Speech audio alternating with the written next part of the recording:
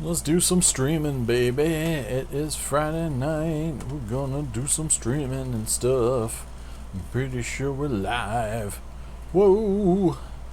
Let's see. Event is starting. Let's see what's going on down here in Chatty Land. Bam.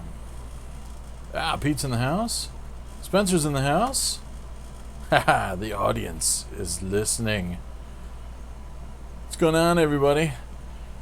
As you can tell, it's a little different tonight. I kind of had a mind fart and thought of something else I could do to not have to wirelessly stream, and actually worked out good. So actually, I got to thank Christian Hanhor. I was actually watching his AMA last night, and we were chatting about tech stuff a little bit. Mike in the house. What's up, sir? And it got me thinking about a few things I can do. So the first step was this, rearrange things a little bit. I figure you guys see me in front of my LaserDiscs all the time when I'm doing my normal vids, so we'll mix it up. And that way you can see my wife's practical magic poster. And I think there's her Cinderella one back there too. So yeah, we'll keep it nice and manly, and Yoda can get in frame a little bit more. So yeah, we'll try it out this way a little bit. And yeah, sorry again, it's a little cooler but not cool enough, and I actually need to get rid of the AC that's in this room. It's starting to crap out, so you're gonna hear the cranky rumblings of that occasionally in the background, but yeah, summer is halfway over. We'll be back to some cold weather. It'll be nice and quiet in here on live stream nights, or next year it'll be great because I'll have that thing gone and get a fresh one in here. Yeah, exactly. Like Spencer said, it's just lots of trial and error. And I didn't think this rejiggering was going to work out for tonight. I thought there would be something I'd have to do next week, but I kind of threw a Hail Mary toss, and it all kind of worked out rather quickly because I had to go out for dinner and stuff tonight. Hopefully everybody's had a good week. Yeah, sorry for not keeping it on Thursday night this week, but there's a lot of stuff going on. I was a little tired, and then so my buddy Christian was doing an AMA. I was like, I never get a chance to check his out, so yeah, I'll take a night off. So no plasma, no CRT. Got no retro street cred. Though I do have a CRT in the other room. So I might have brought some THX discs. We're gonna talk on that shortly. Yeah. I figured I'd go for the cliche of the TV in the background. So why not? Yeah, it's there. Might as well use it. So Austin, it's been a long time. It's been like a night since I've seen you. What's been going on this week? I still haven't gotten a chance to go. I did watch a bunch of stuff. I'll talk about that. Picked up a few things, so I'll talk about that. And I'll probably be picking up a few more over the weekend. So next week should be a good one. What else is going on? There was the big brouhaha in... Oh, Freddie's in the house. What's going on, my friend? There was a big brouhaha over the weekend. Was it the weekend or early in the week on LaserDisc Forever about the sweet ROI video? So that was going on. Maybe we could chat about that. About the whole kind of flipper world intersecting with LaserDisc, and whether or not that was a serious post in the first place. But whatever. And yeah, we'll see. No assigned movie tonight. We're just gonna hang out and do whatever. So whatever you guys want to talk about, we'll talk about. Unless it's something like that I don't know about, which I'll make up answers. I'll make up fake stuff. Oh really? I hadn't heard anything about the technical issues about Once Upon a Time in Hollywood. Oh, that's a bummer. Yeah, I just saw there's some other good stuff coming soon. I sadly can't make it to any of the IMAX. Apocalypse Now final cuts. The closest ones are a couple hours drive for me, and it's like on a Thursday night. I mean, it's possible. I've done crazier things on weeknights, but yeah, probably just not happening. Let's see what else is going on here. Yeah, Dark Knight Rises length, right? Yeah, I'm fine with that too. It's just I was hoping to catch it before this week. I could do some radio stuff talking about movies on Sunday, and there's like little chance I'm gonna be able to see it because tomorrow night I'm going to see Iron Maiden. Psyched for that, and my buddy Bill just saw the show up in Massachusetts and said it was great. So yeah, I was psyched about that. Subliminal vibes in the house. And yeah, so I'm psyched to see Iron Man. It's been a couple of years since I've seen him. I missed the past few tours. Actually, yeah, it might have been Matter of Life and Death might have been the last tour I saw him on. So it has been quite a few. So it's definitely about time get out there and see them. And I forgot the name of the opening band. It's Steve Harris's son's band. I keep wanting to say Rise of the Phoenix, but it's something like that. The name escapes me at the moment, but I'll get there early enough to check that out too. Always down with seeing opening bands, especially if it's nobody I've ever heard of, because someday I've had a lot of those cases where I've seen a badass opening band and nobody knew who they were when it happened, and then later on I could be like, I saw them back in the day. Let's see. Once upon a time, no changeover cues. Oh, on the Prince. Interesting. Oh, Man of Steel and IMAX. Did I see... No, I did not see Man of Steel and IMAX. You know, it's funny, I was hemming and hawing on Man of Steel, and, because there's so much negative buzz about it. Not that that really stops me from going to see films, but, and it was just a busy summer, and I went with it, with my dad decided he wanted to go, and it was in the, the last of the second run cinemas in my area. Went up to see it in there. I saw Superman Returns in IMAX, back when they would only do a portion of the film in 3D, so you'd have to keep putting on your 3D glasses. I didn't really like the 3D in that either. Like, it made everything look tiny. Yeah, like everything just looked like a little tiny model that you could just reach out and touch. Didn't look very huge at all.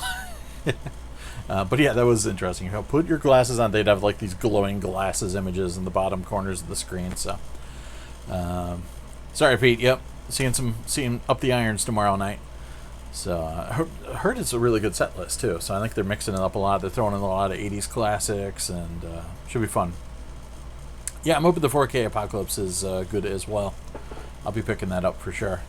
I went into Best Buy today, and oh man, it's so sad. It's basically one rack of movies now. They had a pretty decent at the one near me. I've been to some of the other stores where they don't even have the big racks where you can look at the spines. They have, or if they have them laid out flat, they've got like older, kind of like record racks where they have them just kind of crammed in these like tight little, semi-vertical spaces, and have them all just kind of lined up flat against a wall like that. But the one I had a pretty good selection, and I would go on a regular basis. They would mix it up with the big stuff, and then still have some Scream Factory titles and stuff. And now it's like the Marvel section takes up like 50% of their video section. So it's like all new releases, a Steelbook section where they sell different versions of the stuff that's in the other section, and then the Marvel and DC sections, and then there's like a tiny little anime section that's like on its side, and so bit of a bummer. I want to oh, some swears coming down here. Yeah, I wasn't really digging Superman Returns either. It was interesting, but let's see. IMAX films. Oh, Rides. Yeah, IMAX Rides. So yeah, that's the Best Buy where they were all kind of like on the wall. That was the one where they were in the back corner. I didn't even think they had any at that store. I just happened to be driving back from a road trip, and I picked up the Phantasm Steelbook. Luckily, I found something there. But yeah, it is nothing interesting, nothing except the big new releases and the new hot 4Ks and stuff like that. It's a bummer. Yeah, I used to get like even a few months ago some good stuff there on a regular basis, and they were doing Alpha Beta Xenon Z-Cats in the house. Not much. We were just kind of chatting Best Buy, and then yeah. Oh no, you can swear. I just have to clear it because YouTube like flags it, and I have to personally set it through. So in case you're not corrupting the kids or something like that. What'd Spencer get out of print of the Odd Couple? $4. Nice. It's always nice finding something under $5, especially something out of print. Yeah, Ultramathon, nice. So yeah, what did I pick up? Nothing too much today. I'll save the LaserDisc stuff. Did I pick up any DVDs or Blues yet?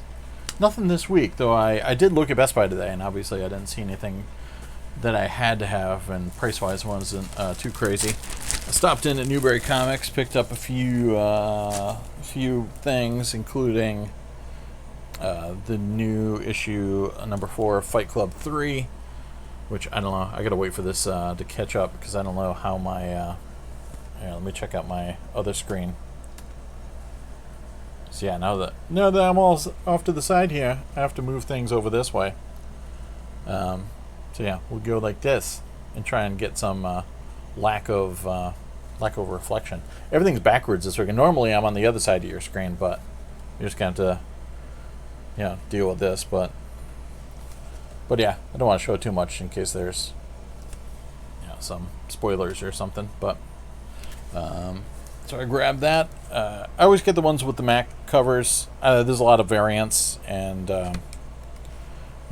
Newbury Comics has a bunch of them, but I don't know. I like the David Mack ones, but yeah, got some nice art. Fight Club 2 had really aggressive layouts and photos of pills and things like that, like laying on top of the artboards. It's cool stuff. And also grabbed issue 3 of TMNT Batman 3. Had to pick this up. Ooh, nice ad for the Johnny Quest Blu-ray on the back there. Tasty. But yeah, some great stuff. Hopefully you guys can see this. Not getting too washed out. So grab those.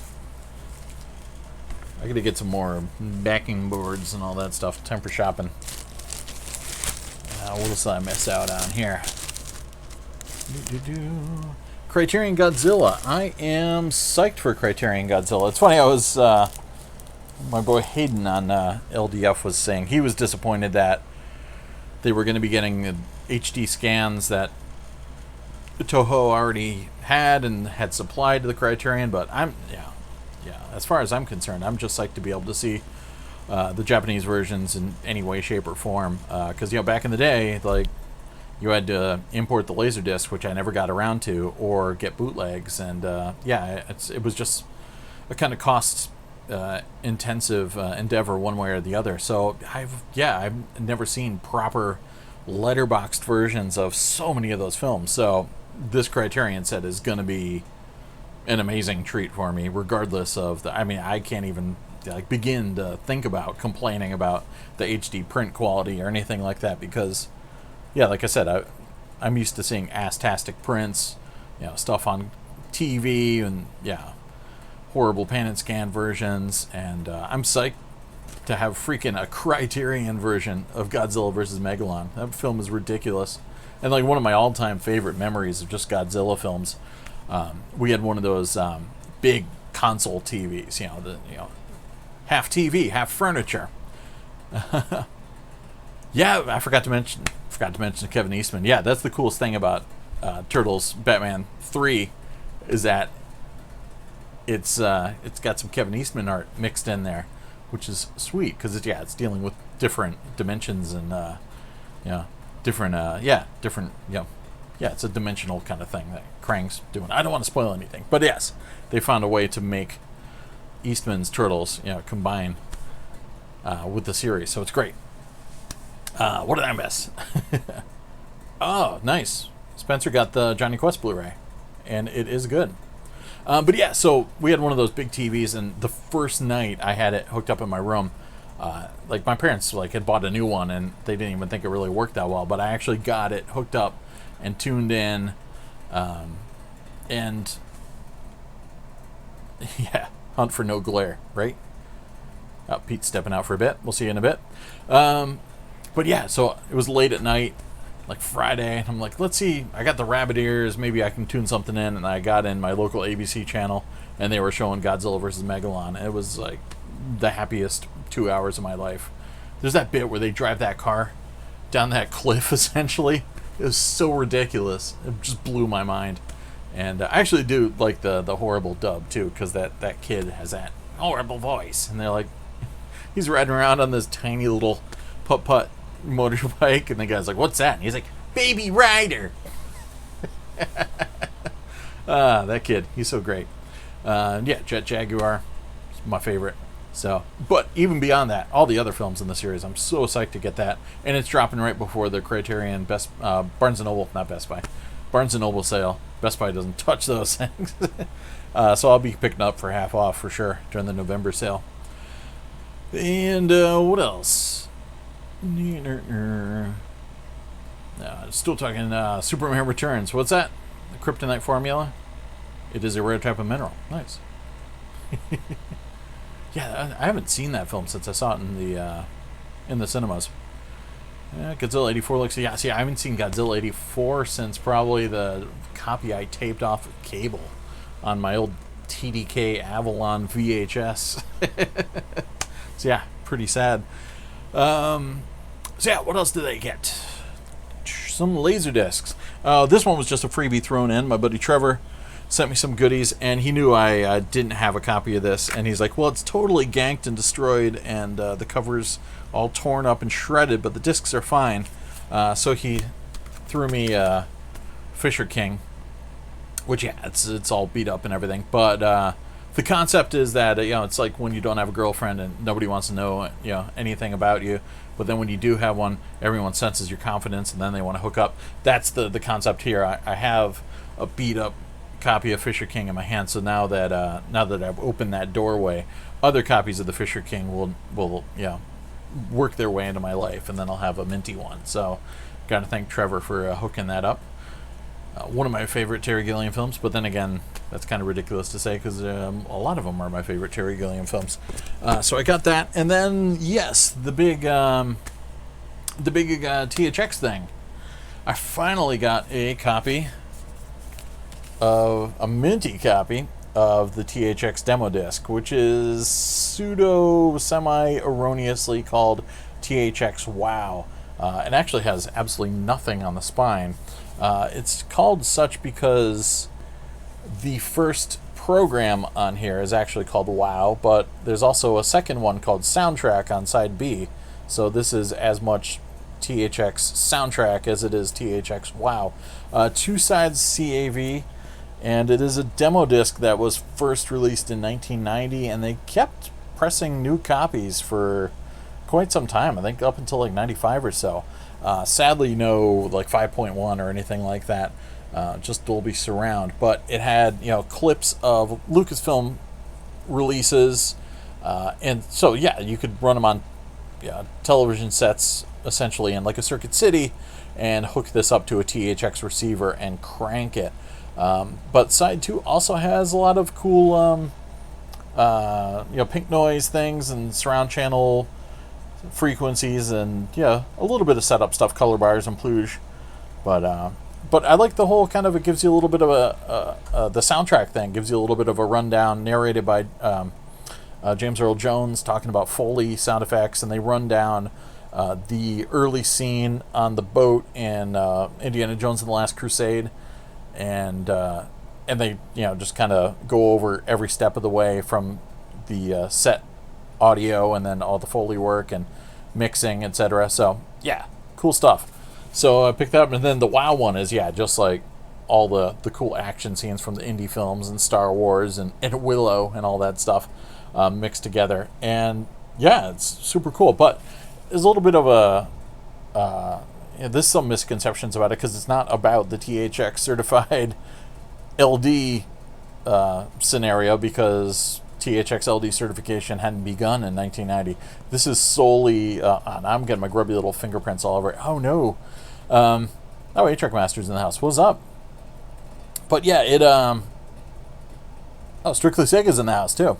Yeah, the Entity Sound thing is way cool. But yeah, so it's just strictly to pimp THX audio, because THX audio started coming out already in the 90s, and the concept behind it was that you could have the exact replication of the audio that was heard in the mixing booth, using re-equalization and the correct speakers with the correct responses. And so yeah, there were a lot of home theater enthusiasts weren't digging it at the time. I know Widescreen Review was highly critical of it because They were more for the quote-unquote gimmicks of having a hollow sonic surround sound field with full range speakers all the way around you, and DSPs and all sorts of stuff like that. Whereas THX was, they said foolishly trying to recreate the sound of the mixing booth, and was that the sound you wanted to recreate, etc., or could you do better with other stuff that was already on the market? So it was basically you were paying a premium for a type of technology that nobody was quite sure if they loved.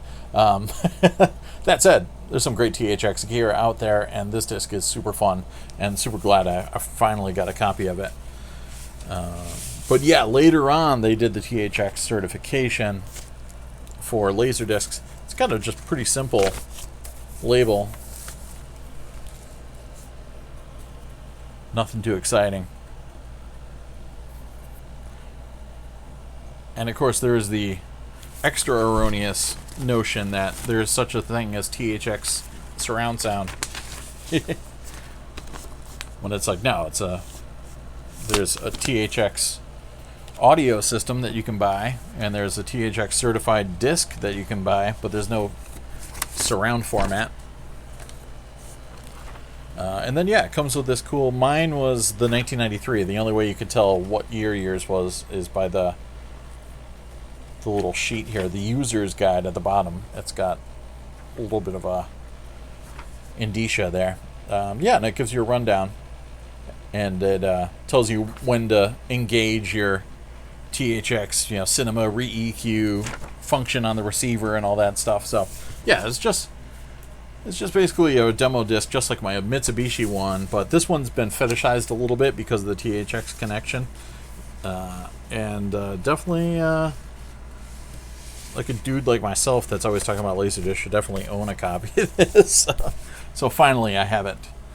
Let's see what's going on here. Oh, what's going on? Pete and A-Track Master are sparring. What's going on here? Get it together, kids. Spider-Man 3. Oh man, there's elements of Spider-Man 3 that I enjoyed, but holy crap, did not enjoy that film overall.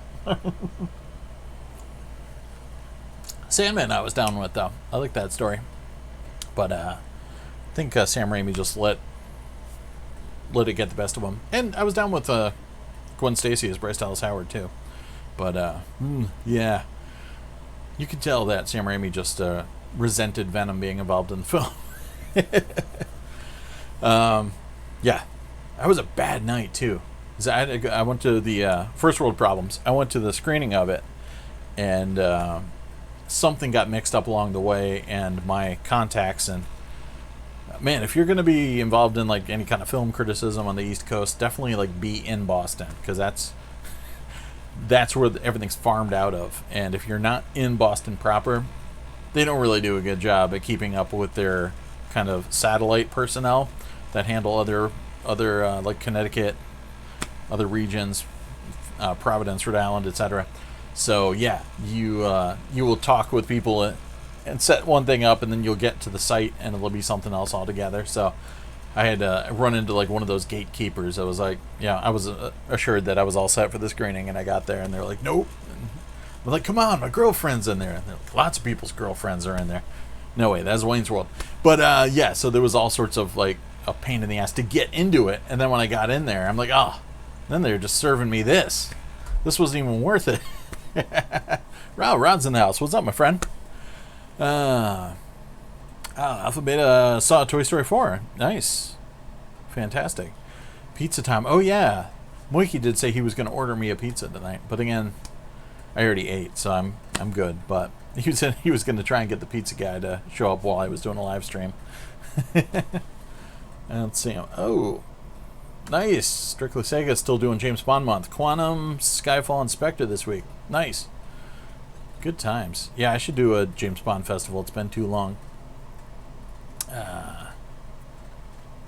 Yeah, Venom. I gotta pick that up. I don't have that on Blu-ray yet. Psyched for Endgame. Almost about to drop. What did I watch this week? I got a couple things. I watched a lot of Blu-rays this week. A few things on streaming.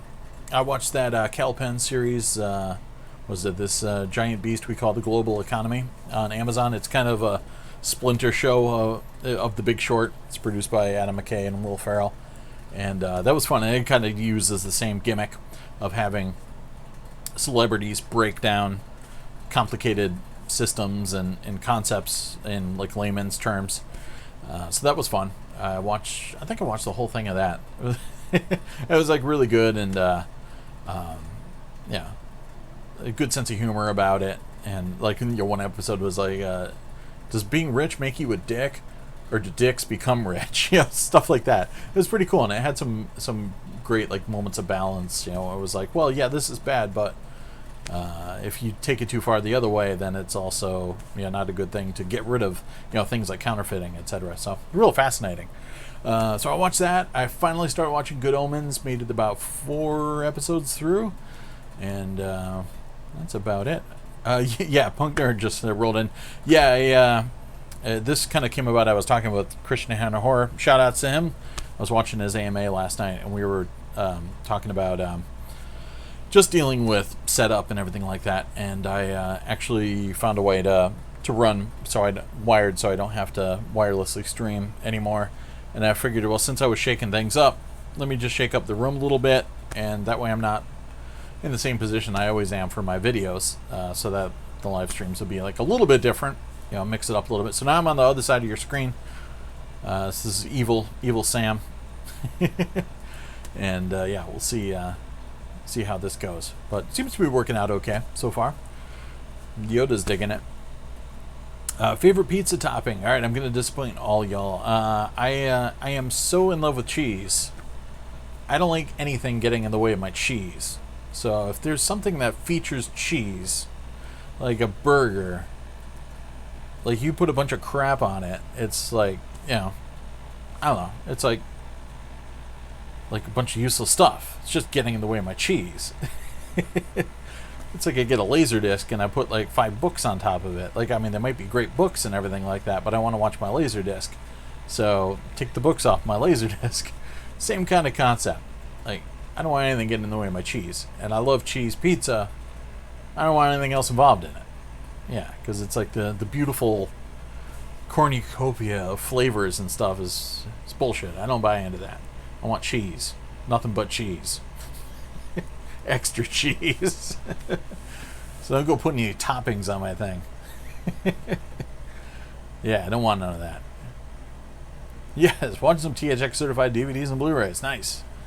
I definitely will do a proper video on the THX LaserDisc certification program at some point, because this is pretty fascinating. And the players, there's only the one player essentially that was officially certified, the Ronco, but there's some pretty cool stories behind that and how that came about and failed essentially.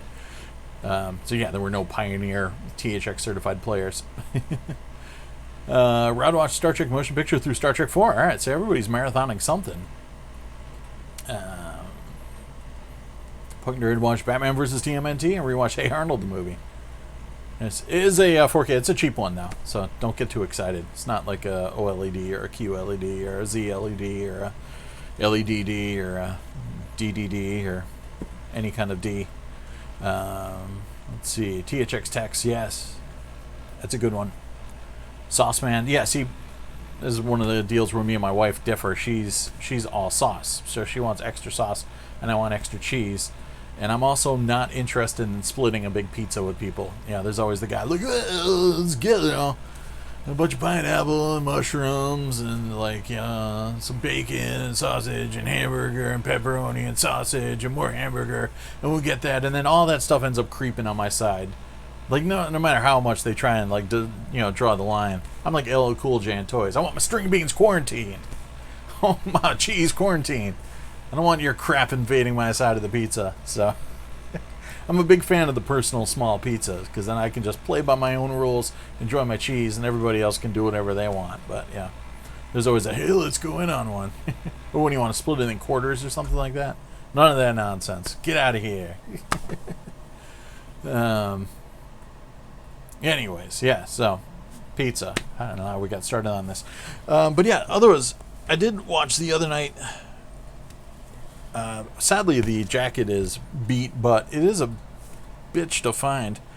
I got this from my buddy, and people tend to want this more than the widescreen one, which I need to pick up the widescreen one. But I was watching my Beavis and Butthead Do America full frame version, which there's a lot of, again, misinformation out about this one. It is, it's not matted like the theatrical release was, and does have a lot more animation in it, even though it's outside of the actual composition of the shot. I've seen actual behind the scenes footage of it, and they have 1.85 to 1 markings on the boards they were working on to do the animation. So this technically isn't the theatrical OAR, but for just interest's sake, it's kind of cool to have pizza theory. Yes, we're doing some pizza theory. But yeah, it's cool to have it as a little aberration. So even though the jacket got some damage, got stuck to something else, whatever, the disc is still fine. And it doesn't have an indicator that it has Dolby Digital on it. It says Dolby Surround, and a lot of people, it's public knowledge now that the letterbox copy has a secret Dolby Digital track, but this does too. And in fact, I think even on the LDDB it says, well, the letterbox one has Dolby Digital, but the full frame version doesn't. It's just got Dolby Surround. But no, I fired it up the other day, and it's totally got an AC3 track on the analog track. So yeah, I was totally psyched to have that. So yeah, the elusive Beavis and Butthead Do America. I was listening to some White Zombie this week, and I don't know, I was just thinking about the Rob Zombie bit trip sequence in the middle of this thing, and I'm like, yeah, let me fire that up. So I was doing some housework and thought, let's do some all right, Pete's taking off for a little bit. So yeah, so if you can find it, check it out. Someone should probably do a scan of this. I know somebody was looking for I think they had the VHS full frame copy, but they were looking for a proper scan because it has a little bit more animation on the top and bottom of the frame. So yeah, cool release, and I can confirm it does have Dolby Digital 5.1. And then I went on a big, well, not a big, but a moderate Blu-ray spree on Sunday. I was doing a ton of housework over the weekend and didn't have a chance to really sit down and check anything out. But Sunday I finally did. Ooh, what's that? 40th anniversary screening of Motion Picture. Damn, I actually saw Star Trek The Motion Picture on its initial release, and a lot of it just flew over my head like some sick special effects. I didn't quite know what was going on, but I was into the outer spaciness of it all. So yeah, I'd be intrigued to see that in the theaters again. And it's been a while. At the time, it didn't quite live up to my love of things like Star Wars and The Black Hole. And was that what else was around there? I think I don't think Message from Space I had seen yet. Battle Beyond the Stars, all that stuff. I saw that in the theater too. Good stuff. Aaron, what's up? You're watching Lion King. Oh, nice, animated Lion King. Yes, I have not ponied up for the CG version yet. Theatrical. Yeah, I've got the LaserDisc, the 4:3 extended cut one. But I do also have the letterbox LaserDisc, and I like watching that. Melinda's in the house. What's up, Melinda? Welcome aboard. Don't be scared that I'm on the wrong side of your screen. It's bizarre world. I'm in the upside down. I didn't have my coffee and contemplation today. Ooh, 2019 After the Fall of New York last night. 88 films released. Wish I had some more 88 film stuff, or some at all. Alphabet saw Motion Picture on Betamax. Respect. That's how you do it. Yeah, had I seen? Yeah, I hadn't really seen the show much either. It's funny, it hadn't really kicked in hardcore in syndication really until like the early 80s, like around my neck of the woods.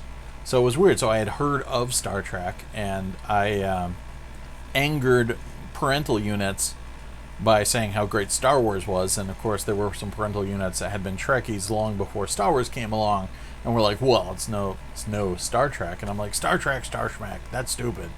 But I hadn't really seen it. And so yeah, probably I just went right into the deep end of seeing the motion picture. And then after the fact, I remember there was it's like a day camp or something like that. It was at a school, but it wasn't my actual school or a school year. It was some destination place. So some sort of day camp that my mom dumped me off in. It was the 70s. It was a blur of weird day camps and things like that. Like, I don't know where I was. I was just in places, and they were playing like 8mm Star Trek episodes and Catspaw. I remember seeing. So that was probably the first Star Trek episode I ever saw, like proper. And then after that, they finally started like properly syndicating them. So like once they were on TV, I watched them like all like really, really fast and really got into it. So by the time Star Trek II Wrath of Khan came out, I was already into the series. But Melinda's still at work. Damn, respect. Make some bank. So I watched some Blu-rays. I finally got to check out the Blu-ray release of Thief, the Criterion, which looks gorgeous, really nice. I had the gatefold LaserDisc. Again, the commentary track on here comes from the LaserDisc. It's funny how Criterionites sometimes don't take kindly to people. They don't take kindly to your kind around here. Talking about LaserDisc and Criterion forums, but some of the features are still ported over from LaserDisc. So it has James Caan and Michael Mann commentary from '95 on here, and it's got 4K transfer, 5.1.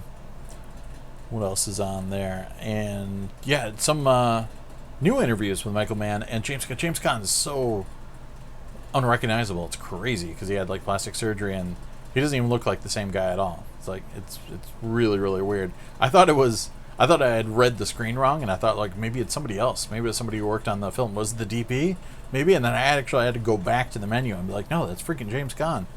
Couldn't even see him. Like I couldn't see his face in his face. So crazy. Spencer, you were forced to choose sides. It's like Elvis and the Beatles. Yeah, you got to be Star Trek or Star Wars. Big favorite part of Beavis and Butthead is when the boys see Bruce Willis' character and Demi Moore's character. So, so many great moments in there. I want you kids to do my wife. We'll do your wife. Melinda's going back to work. All right, get some work done. Cinema sickness. I was just talking with Moikey last night because he was like, "Oh, did you watch the iDubbbz thing about Fatty?" And I'm like, "No. If it's anybody that has over 1 million subs, I probably don't watch them. Like I don't really watch anybody that's big. Sadly, I failed in my like YouTube E-ness. I watch like smaller channels for the most part. Zero Nizarak I watch. Like he's bigger, who else? Who's like the biggest? Like I still watch like big stuff like Bad Lip Reading and Hot Ones and stuff like that. But I don't know. I never got into a lot of the bigger YouTubers. I should probably fix that at some point. But a lot of it's just too polished for me, and like I already resent that MTV stopped being MTV, and that so much of YouTube is just MTV shows on YouTube, and I'm like, that doesn't really kind of connect with what I'm into YouTube for. It's people in rooms, man. I want to see more people in rooms. That's my jam. You can have some fancy credits or something like that, but I want to see a dude in a room just talking about stuff. None of these really, really intense production values and stuff like that just leaves me completely cold. It's kind of what I got away from cable for. So I don't know. So all those like big slick channels and stuff like that, I don't tend to watch. But I have seen some of the film reviewers that are a dude in a room or something like that. So I can't really say that about everybody. But I just tend not to watch a lot of the bigger subscribers or the bigger subscription-based channels. So I don't know. It's snobbish of me or anti-snobbish, I guess. I don't know. I guess it is snobbish. I'm only into the bands that had a demo tape on a cassette. Once they released an LP, they sold out. Yes, if you have 50 subs, then I'm into you. That's it. So all right. So I guess it makes me sound like a douche, but so I don't really watch anybody that's popular.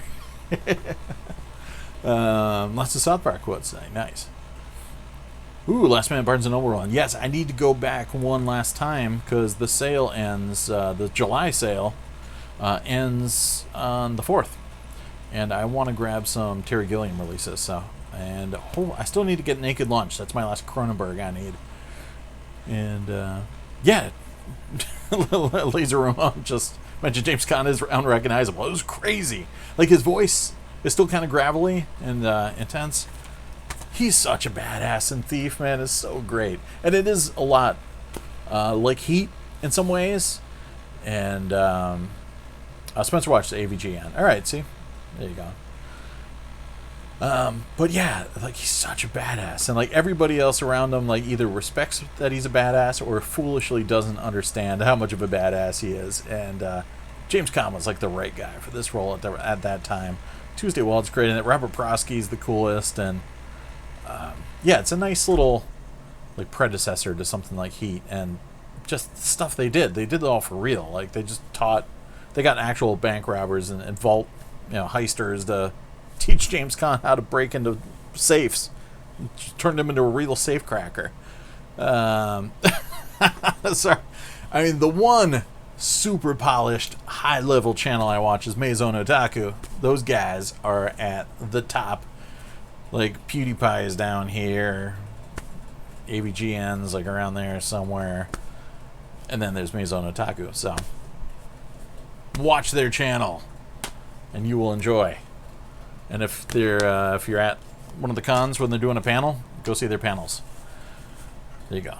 I'll accept that check now. Or actually, you could do direct deposit or PayPal. Yeah, it's all good. Sound like punk rockers, yeah. So punk rockers and black metalers. They only like the stuff that's under the radar. 50 copies, that's it. Anyways, so then I decided I would keep some sort of a thread going, and I figured the thread in this case would be Tangerine Dream. And I finally fired up my digibook of Sorcerer. So I gotta clear that. You smell your bullshit from here. Much appreciated. Zang. But yeah, so I want to watch the Blu-ray of Sorcerer. I had the 4:3 DVD before this. I love Henri Georges Clouzot's Wages of Fear. I've seen that a ton of times and did like a screening of it at Art House Cinema and did a little bit of a Q&A on it. But Sorcerer's one of those rare occasions where a remake is done with enough of a different edge that it at least is comparable to the quality of the original. And I missed a question. Do I like the original Rollerball? I adore the original Rollerball. Yeah, I got it on everything, and the Twilight Time Blu-ray is the newest copy I have. Freaking love that film. In fact, when my band plays live, there's a sound collage I put together with a lot of John Huston talking to James Caan. Corporate society takes care of everyone. That whole thing. That was like one of our song intros for the longest time. Freaking love that movie. And yeah, Godfather. Sonny. So I finally saw this, and it looks fantastic. Really, really gorgeous stuff. There's something about Friedkin's Blu-rays, like the hyper reality of the early scenes in The Exorcist, and this film is just jumps right out of the screen at you, and it's got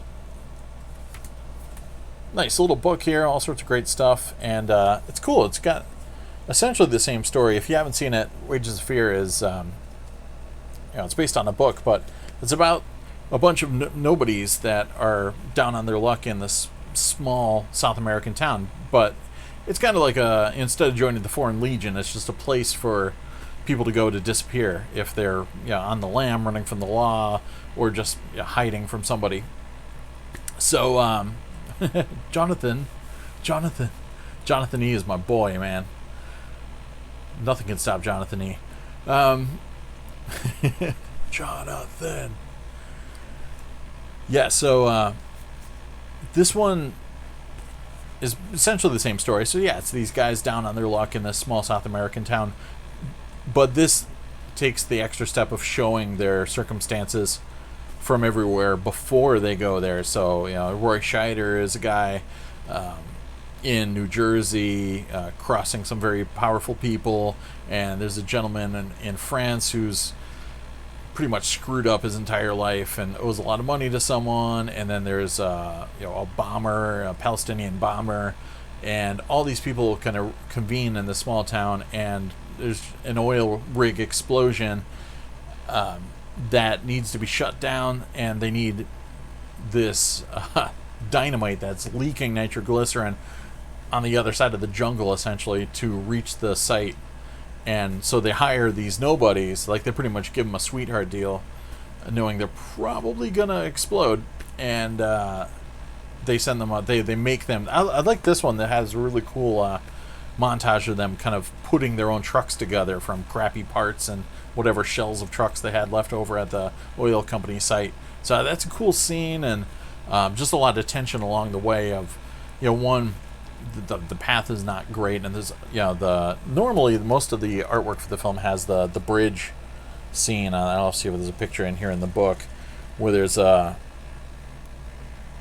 suspension bridge that's very, very rickety, and one of the trucks, this truck in particular, is called Sorcerer, and let's see, and there's the classic shot that's in all the like the soundtrack album and everything in the earlier DVD. But these guys are just white knuckling it all the way. Really good stuff, and it has a little bit of a different ending too, which I liked. But the bridge sequence is amazing. Great stuff, and it has essentially the same story beats as the original, but still fantastic. Let's see. Freaking tweak the color on the Blu-rays. I forgot about the new Arrow Cruising. The last time I saw that was on cable. I remember I was watching it downstairs, and we're like, "What's this?" I'd never heard of it. And then I'm upstairs. I was making a CD, a Queens of the Stone Age bootleg. I had downloaded. I just hear my wife "They're fisting now," just yelling that up the stairs. I have not seen Angus yet, but luckily I saw Sorcerer.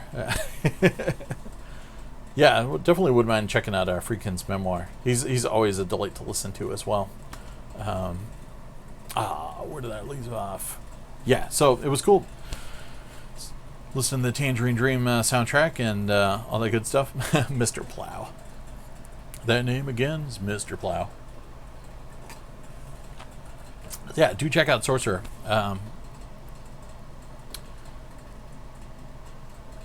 So sadly I did not see the film in the cinemas, so the revisionist coloring was pretty much I didn't notice it because I had nothing to compare it to. So your results may vary, and there's a couple different variations on bits in the original. There's the quicksand in the original, and then there's a giant tree stump in this, but there was rocks in the way in the original, but did a really good job of kind of making it his own. And then we figured my wife came home at that point when I was finishing up Sorcerer, and she wanted to watch some of the newer Criterions I had picked up. I'm totally not trying to get people to go to Barnes & Noble and buy Criterions. F off. It just happens to be Criterion Day. So we fired up. I got the Ouroboros. Why do I have Snake Tail? Come back, my stream. I haven't heard much good about cruising, but the bit I saw of it was okay. My wife, not my mom. My wife enjoyed the fisting, I guess.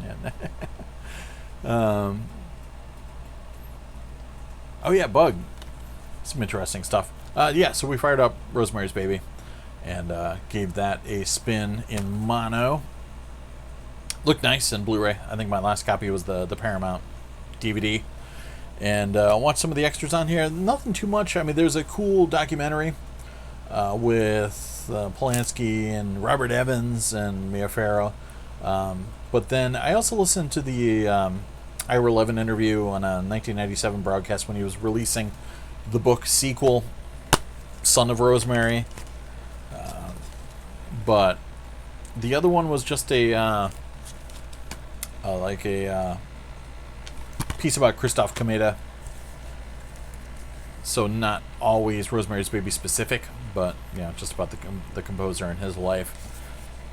But yeah, get a nice book, not too in depth, but it's pretty cool. I like the Castevet's house breakdown there.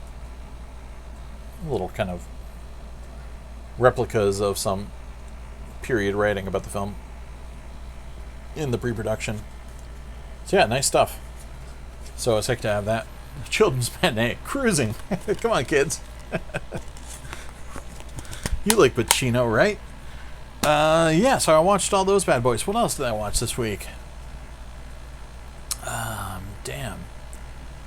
Exorcist. Oh yeah, I've got that on LD as well. I don't have the version you've never seen anymore, except for Blu-ray.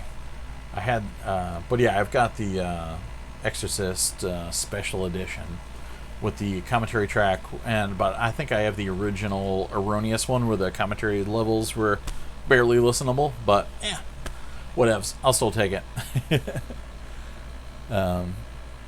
But yeah, Exorcist is yeah, it's a nice one. And surround, yeah. I mean, sometimes it's a little thin, but sounds pretty badass. Let's see what else is going on down here. But yeah, so yeah, watch those shows. Did I watch anything else streamy?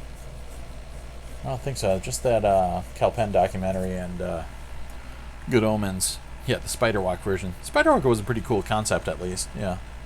It was neat to have it in the documentary that came on the special edition, but it didn't necessarily have to be back in the film. And some of the kind of shocker, moments with the Pazuzu face there is, yeah, not really necessary either. But I'm down with the theatrical cut. But yeah. The mono mix on Rosemary's Baby wasn't bad. Sometimes it was a little shrill, but it was pretty good for the most part. And yeah, did I watch any other blues? I swear I watched some other blues while I was like doing some late night stuff, but yeah, it'll come to me, maybe. But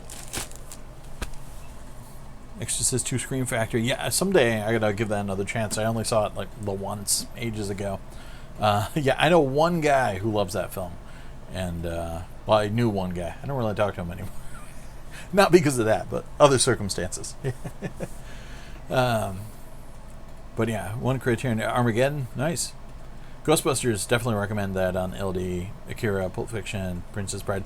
Pulp Fiction one's not as much of a necessity for me. I mean, it's just cool to have the box, but the extras have been on all the other releases. Ooh, the Tower Records documentary, nice. Pretty watch that. Yes, what was it? Now I can't remember the name of it. All Things Must Pass? Is that the name of it?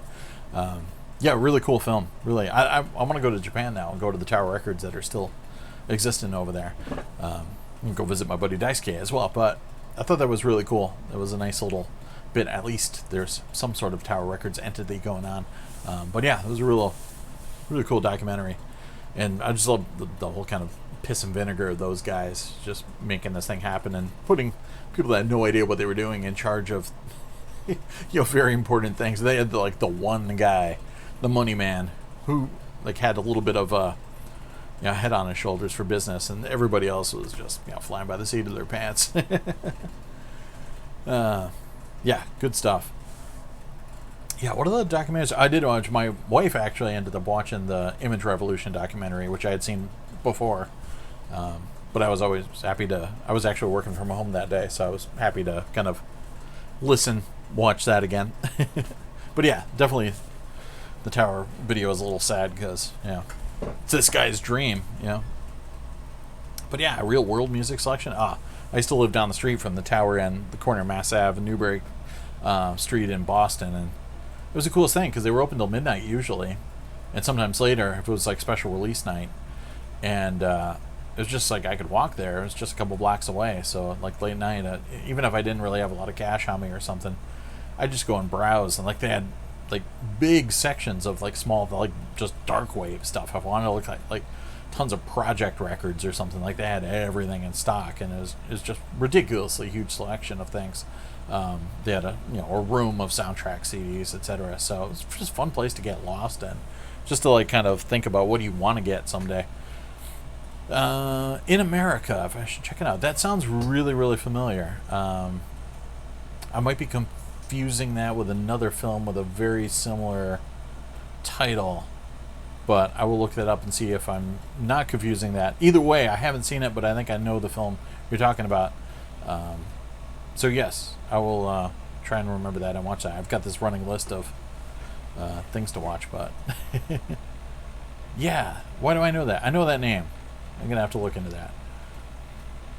Oh, the home footage of Tower Records is nice. I love those YouTube videos. There's two in particular that have LaserDiscs in them. They're marked, I think, 1990, but they're really from 1993, and they're amazing. What's the name of the guy? I think Ira is the name of one of the guys involved in it. But yeah, he would do these kind of, like, I guess it was like a video catalog kind of magazine program or something. So there's all this raw footage of him interviewing Tower Records employees, and it's like the most amazing time machine ever. It's up there with John Rotan's LaserDisc documentary he did in the 90s. That's also on YouTube. But yeah, those Tower Records videos are great. I still love, I shared it recently too, I've got a photo I stole from somebody of one of Jeff Buckley's live at Tower Records performances when he was actually performing in the LaserDisc section. So it's so cool. It's like there's Jeff Buckley just chilling out with his little amp and all these LaserDiscs and the huge LaserDisc sign behind him. It's the coolest thing. A Blockbuster video doc. Yeah, I'd be down for that too. Anything video rental and yeah, some more rental documentaries too. There's some cool like short ones. There's even a short one about one of the Connecticut rental things. It was on Amazon for a while. And I can't remember, it's like Movie Magic or something was the name of it. I think it's only 15 minutes or so, but stuff like that. More media documentaries for sure. And then yeah, the Virgin Megastores were pretty cool too. Then they ended up taking over the Tower in Boston. But yeah, Tower was, I don't know, it was part of my city going experience. Like the first time I went into Boston, I went to Tower Records, and I remember seeing like they had tons of copies of Peter Gabriel's Last Temptation of Christ, soundtrack Passion. And I was like, dude, like nobody has this where I'm from.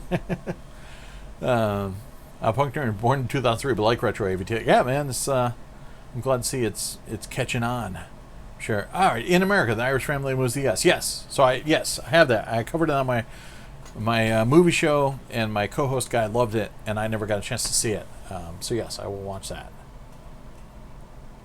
But 3 floors as well, plus entrance direct from the underground train station. Nice.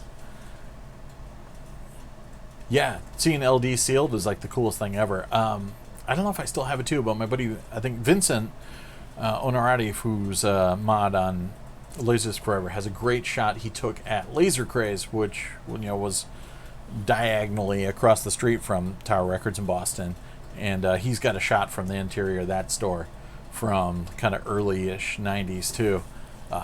Too cool. Yeah, there's just something magical about seeing all these sealed Laserdiscs on shelves.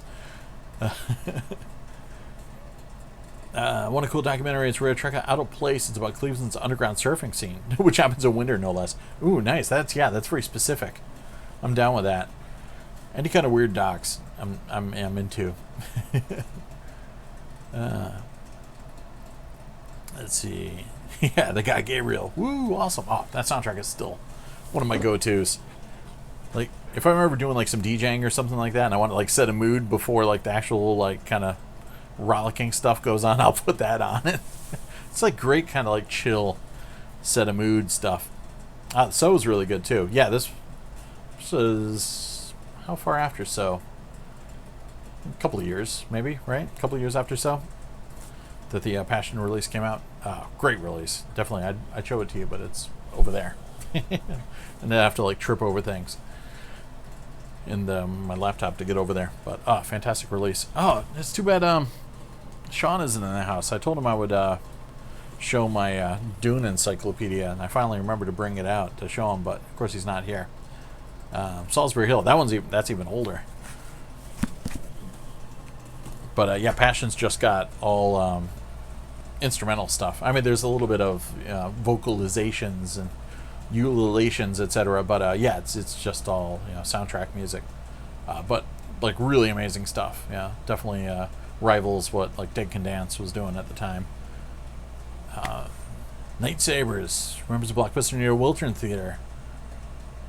Yeah, the Blockbuster experience was it evolved over time, but when it first dropped, it was pretty interesting because before that we just had little mom and pop rental places and mom and pop like franchises, like little pocket franchises. Like my state had like the Video Studio rental stores, and then it had the Video Galaxy rental stores.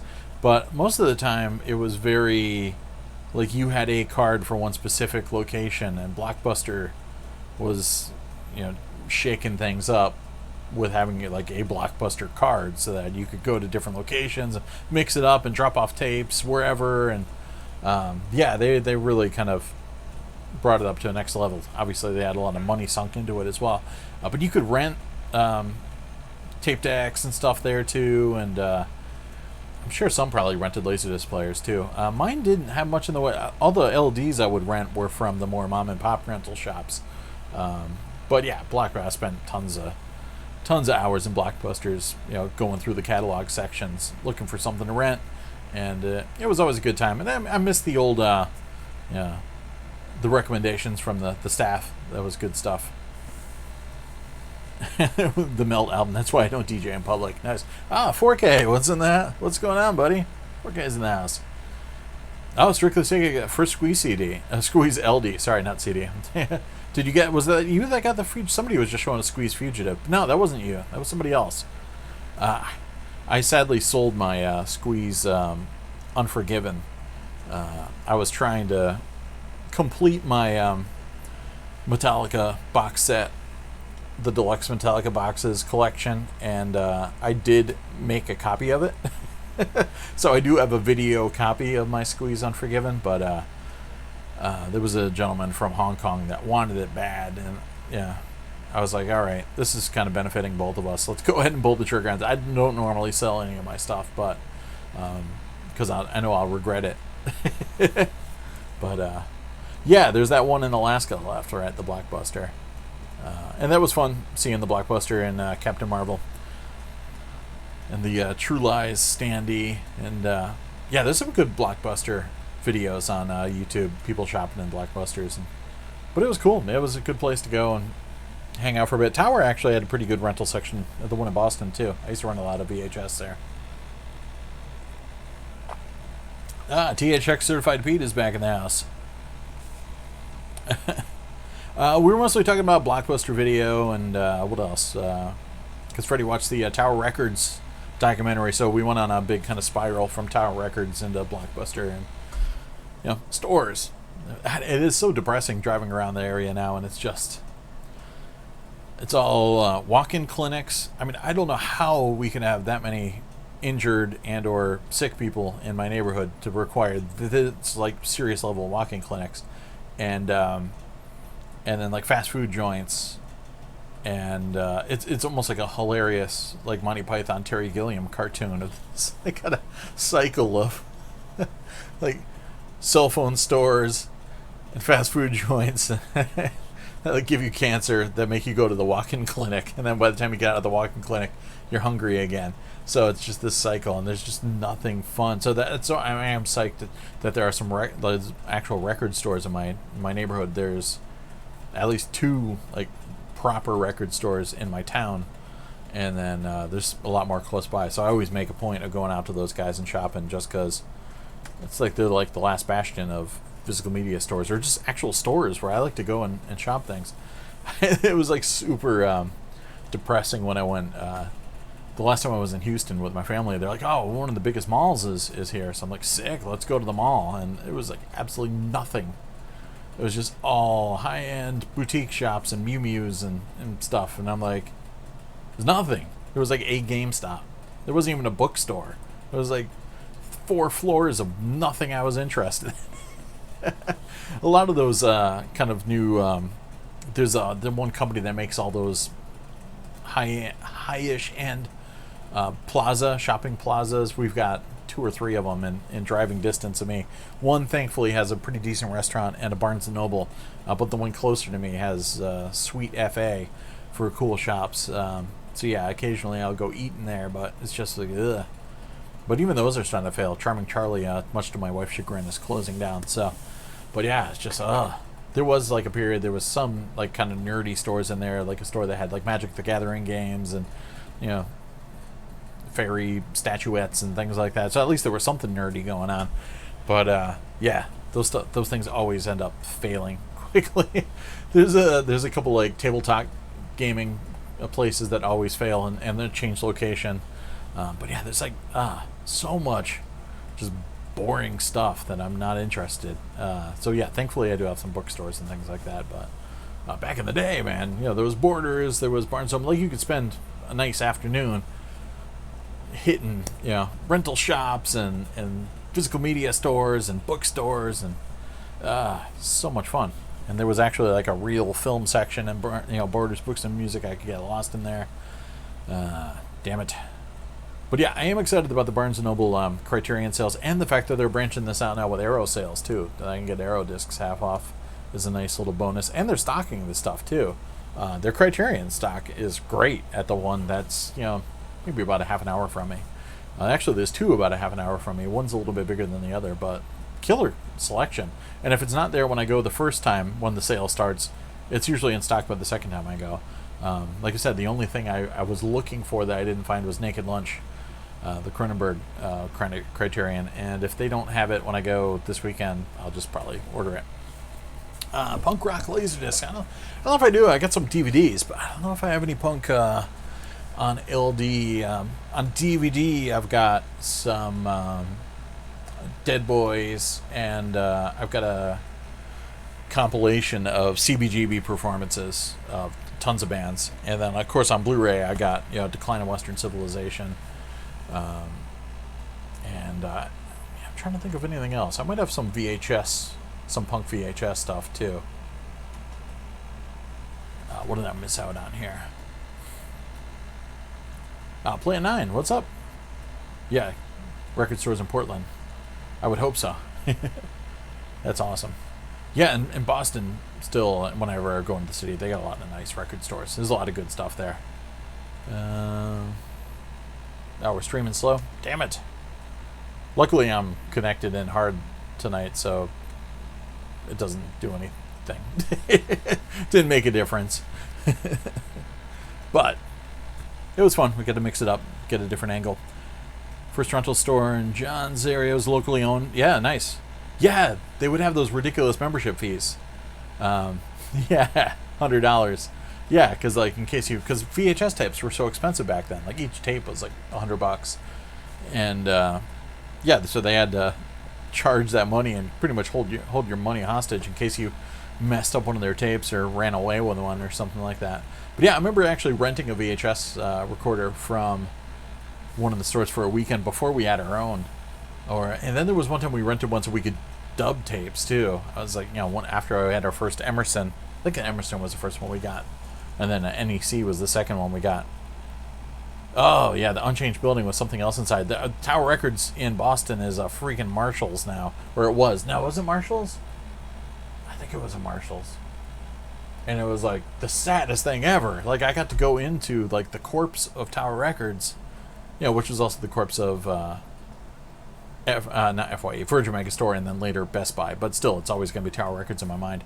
And then yeah, I had to like walk around in it, and the escalator was still there, and I'm like, I'm going upstairs to a world of clothes. Yeah. I was sad. Blockbusters were carrying Blu-ray. Yeah, the last I was pretty much out of the Blockbuster rental biz in the DVD era. I used to buy some used DVDs there sometimes, though I would hate when they would replace the cases. That was a bummer. And sometimes this put stickers like crazy all over those suckers. And they'd still want like $15 for them sometimes. Peter Gabriel. Nerds are cool, guys. Yeah, man, Peter Gabriel is... I was just listening to... oh, yeah, probably Stranger Things, the soundtrack, with his cover of Heroes. Which, yeah, I actually got to pick up some of his newer stuff. I don't have his covers album yet, which I really should get. And I need to get the Secret World Live LaserDisc. I've got The Story of Us and the CV, Curriculum Vitae. I got his video collection there, which Moikey hooked me up with. I'd say thanks to Moikey, but he didn't bother to show up tonight. What else do we got going on here? Yeah, decline of Western civilization on LD was, before the Blu-rays came out, was even like more expensive too. It's a little easier to find now, but it's tough. And yeah, it still tends to go for a decent amount, even though it's available on Blu-ray now, but it's simmering down a little bit. I'll hope to pick up a copy at some point. And there is a Japanese-only LD of Decline Part 2. But I did pick up the box set, the Scream Factory box set of all three. Movie, music, video, hunting videos. Yeah, I'm bad in the wild. Like I never think to film anything. If I had somebody to film it for me, I would do it. But yeah, I don't know. Like I just like I've thought about doing things, but it's too much to. Like I'm either focusing on filming something or I'm shopping, and I don't like to mix the two. So yeah, I don't foresee that happening unless somebody would come along with me and actually do the filming for me, because homie ain't gonna play that. So I'm not against it, but I'm not gonna do it. But yeah, if I can get an intern, I need an intern to come along with me and do some like hunting videos. But yeah, because I can't focus. I want to, yeah. I even hate doing. I've done a couple shoots for player maintenance, and I need to finally put together some videos for some of that stuff. But I can't focus on doing what I'm doing when I'm making a video. I'm focused on making a video. So it's like if I'm involved in the making the video part and the performing the maintenance part, both of them kind of come out half-assed. Like the shots either suck or the maintenance actually sucks. Because yeah, I think I've got one where I put a grip ring on a spindle motor, and like it's got like bumps and like ridges in it, like shit that never would have happened if I hadn't been filming, because I was paying attention to the shot and thinking about the filming on top of doing the maintenance. So it's like, yeah, that stuff's way easier if you got somebody else to do it. Same thing with recording music. Like every time I'm in the studio, I'm like, I want to record something, so usually what I have to do is just set up a static shot with like either a GoPro or drop a camera in a corner or a phone in a corner and just let it run as long as it can, so I can not think about it. But I always think, oh, we got to film more. Yeah, I don't know. It's the same curse. Even back in the day with photographs, I was like, I got to take more pictures. But I'm also more into being in the moment. You know, same thing with like live shows or something like that. I don't want to stop and think about what I'm doing or taking a picture and add hashtags and all that stuff. Yeah, I'd just rather kind of simmer in the moment, and then I'll regret it later because I don't have any photos or videos or anything like that. But so yeah, same thing for the out and abouts. Because yeah, I've thought about it. Like because I go out to Newberry and some of the record shops and stuff like that. It'd be fun to get some hunting footage or go into the flea markets and all that. But yeah, definitely. All right, so I'll find an intern. Oh, Spencer also goes hardwired and it doesn't make a difference. Awesome. I'm glad it's not just me. So the next step will be to upgrade some other equipment and then pony up for maybe a beefier signal or something like that. We'll see how that goes. So I figured this was step one, and step one didn't really yield any amazing results. So Austin said, my mall shopping center in Tulsa looks like a third world country now. The shops, that's even the worst. Like you get the dirt mall, or there's one mall in this town, Enfield, in Connecticut, that was like the cool mall to go to. It wasn't like the biggest one. We had like was it Taubman? I forgot the name of the company that made all the malls that all looked alike. Yeah, we had one of those near Hartford, but this one was like a little bit smaller, but it had really cool things like huge Lego displays at Christmas time, and it was a real kind of bustling mall, but a little bit smaller. Cool shops, record stores galore. You can get like Black Sabbath T-shirts all over the place, get your ears pierced, and weird kind of Spencer rental or Spencer gift stores, like kind of before Spencer Gifts was a thing, with weird little knickknacks and things, and get Rubik's cubes, whatever you want. That place was great, and now it's so sad, and it's got the original tile floor, and there's been so many different like kiosks and stuff. All the tiles are shattered, so it just looks so ghetto. There's either like bits where there's tiles missing, or they're just all broken and shattered. It actually has a decent movie theater in the store, but most of the shops that are in there are like not real like franchise stores. They're all like knockoffs, or there was one store that was like the entire stock was books that they had bought from when Borders Books and Music went out of business. So it was like a time capsule of like 2000, I don't know, 8 or 9 or whatever, whenever that Borders death happened. They like bought all their stock, so there was nothing new and nothing old. It was just like perpetually the same stock, and a lot of it was beat up, and it was cheap as hell, but it was just like, it was weird. It was just kind of strange. I picked up a couple cool books there over the years, but so that place died, and it's just strange little kind of jewelry places. It's like the stuff that would be in the kiosks are now in the stores, and there's always that store that you could tell used to be a Hot Topic. It's got the same brick facade, but it's selling jewelry or whatever now. And you're like, you used to be a Hot Topic, but yeah, that store is so sad. That's where I bought my first LaserDisc player, was at the Filene's in that store. So, oh man. And I always get sad going to my local Sears, because they used to have the killer TV section, and that's where I bought my Advent speakers right here. Sick Prodigy Towers.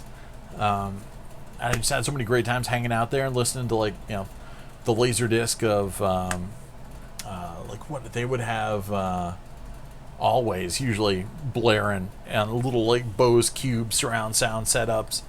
Hang out there all the time while my parents were shopping. Yeah, good stuff. But now it's just like a big empty chasm with a couple flat screens on the wall. Let's see what we got. I'm missing out. I gotta get back up here.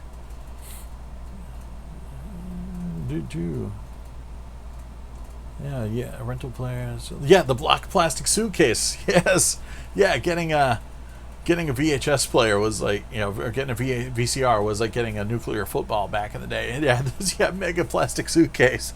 And yeah, your ass was grass if you damaged that thing or didn't return it in good quality. Yeah, movie palaces that have been destroyed is rough. There's a great Art Deco theater in Hartford it's a porno theater now, but it's actually, it's owned by one dude. And we're always trying to get him to, kind of bring it back to life, but sadly. Wow, what else we got going up here?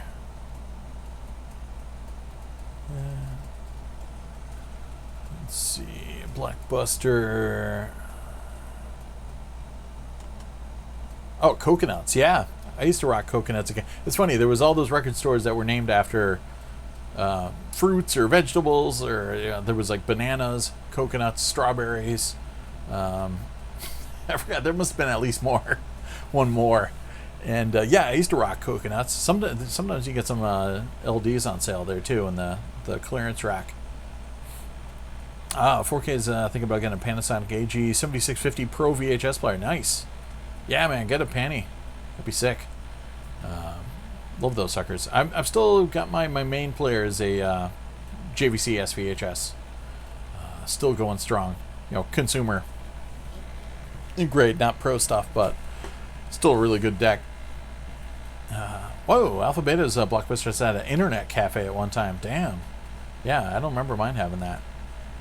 Yeah, actually, I did buy some Blu-rays in Blockbuster. I forgot about that. I did a kind of launch for one of the Harry Potter movies for one of the radio stations I worked for, and I got paid in Blockbuster gift cards, and I went and they had I bought Harry Potter. Maybe was it Order of the Phoenix maybe, and Public Enemies, the Michael Mann film. I bought those Blu-rays with my gift card, so I did buy some Blu-rays at Blockbuster. I forgot about that. Yeah, Coconuts. I can't remember if it was Coconuts, or I think it was Coconuts was the store where there was kind of like the birth of me getting into LaserDisc. Obviously I was trying to get anime releases imported from Japan, but then I read stuff and saw pieces about the Alien Special Edition box, and I held one in my hands in a Coconuts, and I was like, dear God, this is the coolest thing ever. Like, I need to get a LaserDisc player. So yeah, that was like part of stoking the flame. And I remember they would like stock Killing Joke CDs, the things like nobody else around me, like outside of Boston, would stock, and I'd be like, ooh, sick, I can get Fire Dances on CD. Nice. Staff who know things and actually converse with you, right? It's good times. I also miss when the people thought you worked there. That was fun, because I'd hang out at these places, and you put out that vibe that you're like a record store or video store nerd, and people would invariably come up to you and ask you questions, and you invariably actually knew where stuff was better than the staff there. So I would always help people at media plays, etc. when they came asking for help. Wizard Comic Store, never been. My comic stores were all kind of mom and pop shop. The Bookie was my comic store of choice in East Hartford, Connecticut. That was like the big store, and they opened up another one, the Bookie West, in West Hartford, because they were getting popular in the 80s. And that was my place. And then there was a great one that opened up in the 90s, and it was like just timed for like the bust, like the balloon popping of the comics industry, because the guy who owned the place was apparently up to a lot of shady stuff, and was investing a ton of money that was, ill-gotten into the place, and wasn't paying taxes, etc. And so that place was the coolest. The coolest stores tended to be owned by the least not respectable, but the least responsible business owners, because they could just keep feeding money back into this place and making it awesome, because they're not paying taxes, etc. That was a great store. I used to buy a lot of cool stuff there. I was just thinking I should do a video. I've been watching Cessnace, whose LaserDisc videos used to excite me all the time back in the day, and he disappeared for years and just came back doing some YouTube videos again. Yeah, so when I'm not watching Cinemassacre and other popular YouTubers, I'm watching Cessnace and Zaran Izrak, and Cessnace has a great collection of LaserDiscs, but he hasn't been showing too many lately, but he's been showing his comic book collection lately. And I was thinking I should show my my old school, like what remains of my 80s, 70s, and 80s comics, and maybe some 90s stuff in there too. But I was psyched he had some Alien Legion, because that was my jam. Alien Legion was like my favorite. Epic Comics put it out, which was like Marvel's supposedly creator owned graphic novel. Like, it was like the next level up of their regular line. So yeah, it was kind of like interesting creator centric titles, and a lot of really good stuff. But yeah, Alien Legion was my jam. I used to love that, and I used to always hear tales of a TV show or a cartoon or something like that coming out, but never did happen, or if it did, I missed it, and I would be sad. I guess the closest I got was the Starship Troopers movie, which has some Alien Legion-esque vibe to it. Let's see, Gabriel, still talking Gabriel, yeah. There's some great Gabriel stuff on soundtracks. I love the stuff he did with Deep Forest on the Strange Days soundtrack too. Yeah, I've never been to a Bull Moose. I've just checked out their website. Obviously, when Record Store Day is going, I always check out their stuff, because you can usually get pricing on there. Actually kind of get a feel for what stuff costs before you get to go. So yeah, if I'm ever up in New Hampshire, I'll hit that up for sure. Let's see what else is going on here. Decline got an LD release. Yeah, Decline 1 got an American release, and then 2 got a Japanese one. I don't have either of them, but someday I'll pick them up for sure. And it looks like, it's weird, it looks like stuff's repeating or something, like, or my chat is getting wacky on me. Let's see if I can finally catch up with you guys. Virgin in New York is a Forever 21. Ouch. The circle of life. I don't have the Woodstock 94 LD. That is on my list, because I want to get all the Metallica performances on LD, and I need to get the Freddie Mercury concert, and I need to get the Woodstock 94 for sure. I did watch Woodstock 94. I ponied up for the on-demand which is weird. The On Demand only had Saturday and Sunday, if I remember correctly, and Friday MTV had the rights for it. So I watched, but MTV didn't show like every performance or as much as the On Demand. But I remember watching James and King's X, and I forget who else was on Friday on MTV. And then, it's just such a great weekend because it was like hot as hell out.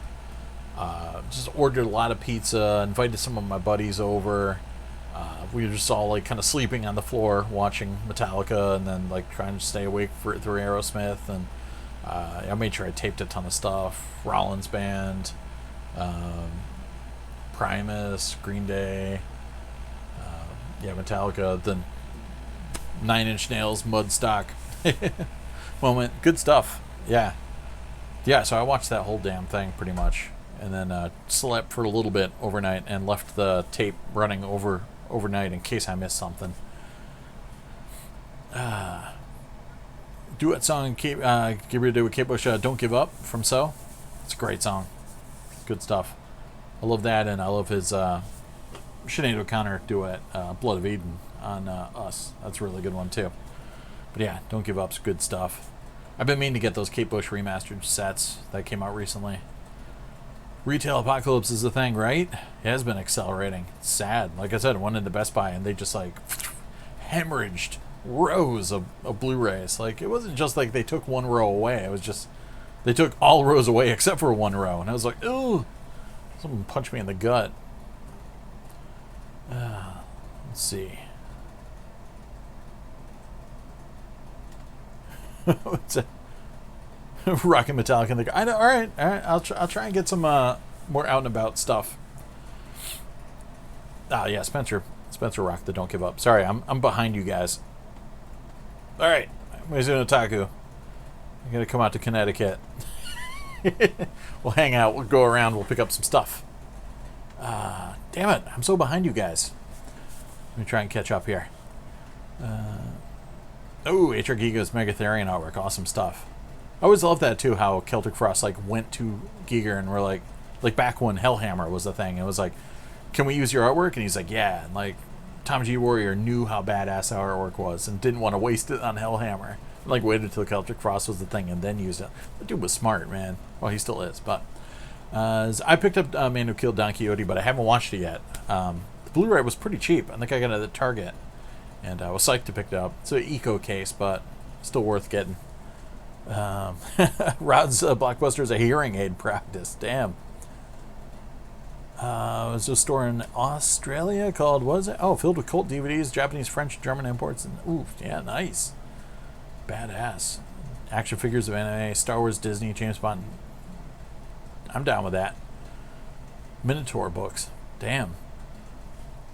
Retail's going online and phasing out. Though it is awesome being a fan of Vinegar Syndrome's archive in Bridgeport, Connecticut, because the archive Instagram feed is great because they're just showing all the stuff they got stocked up, and it's just person after person just like, you sell online, and like, nope, you got to show up to the store.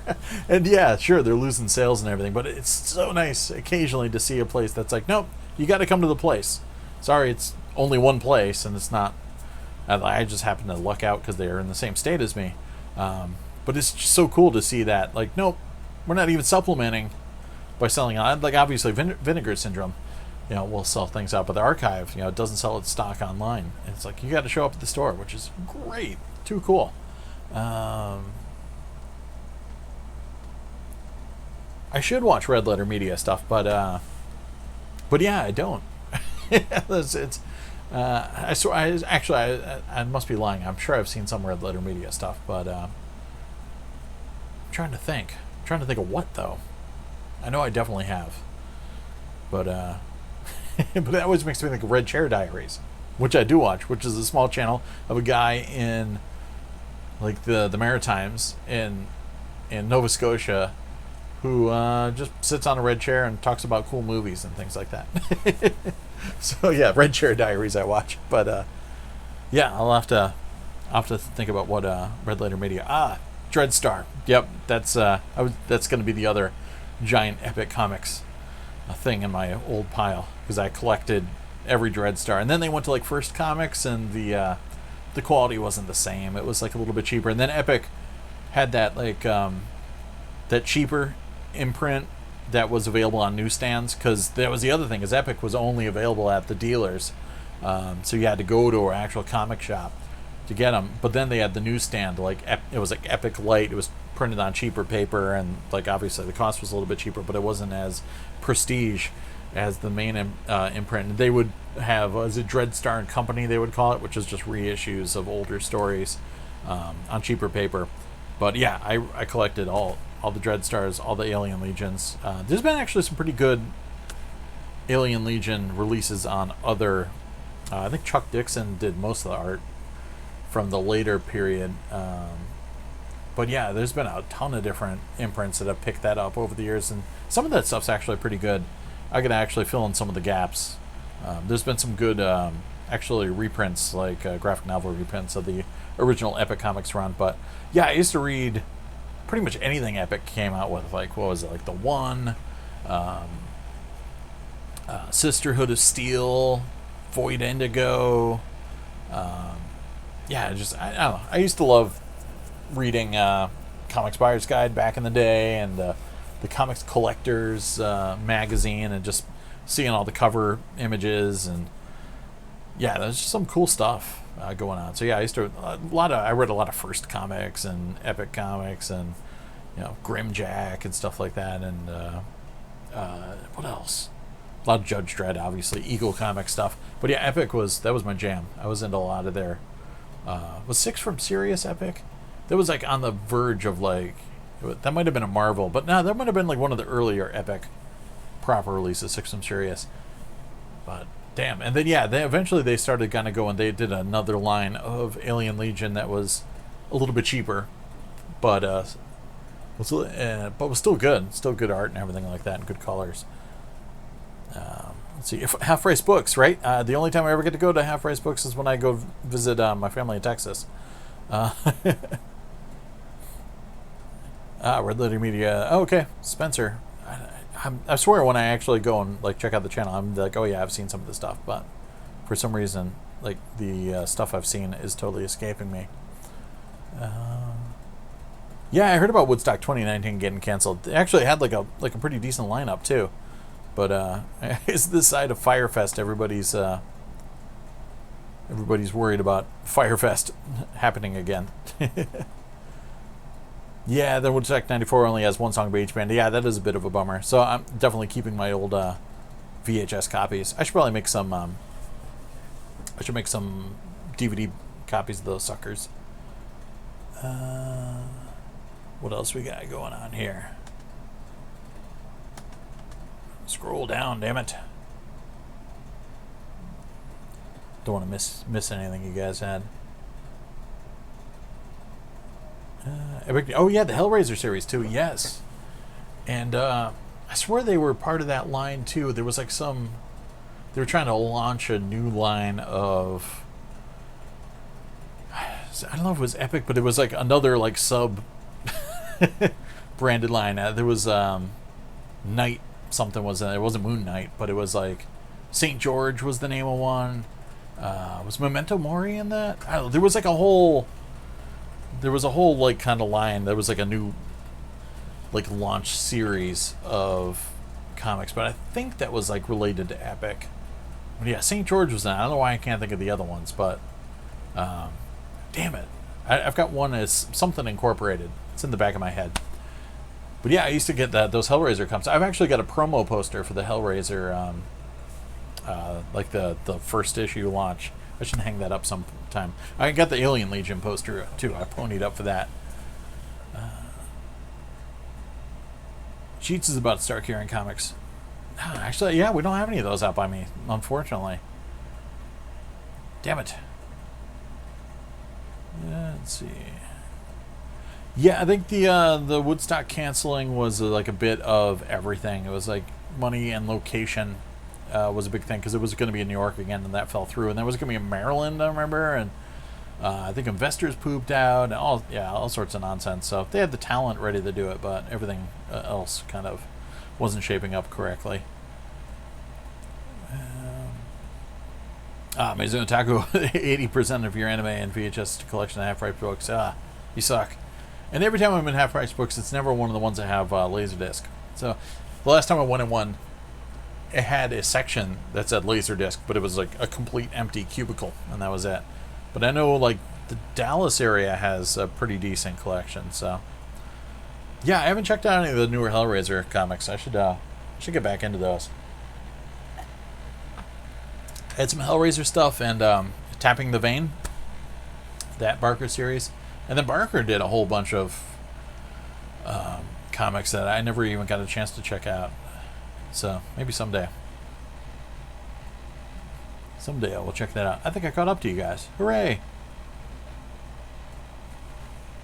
Yeah, I wish I could remember the other. What was the name of those other damn comics with St. George and yeah, I could look on my phone, but that wouldn't be as fun.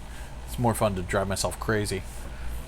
So yeah, was anybody involved in the any of you LaserDisc people involved in the LaserDisc Forever brouhaha over the gentleman that went and picked up a bunch of horror films and was posting a video about how, and again, obviously the video was kind of tongue-in-cheek about how crypto is dead, you should get into LaserDiscs, which is pretty much the worst financial advice ever, because the chances of you going and buying a lot of cheap LaserDisc and having it play out to be wanted horror films is yeah, that's pretty a rare occasion. So this guy like lucked out. Supposedly there was like a couple that was getting rid of their discs and they were going to throw them out, and he got them. But the whole video was all about 8,000% ROI, because I only paid $40, but I'm going to make this much on it.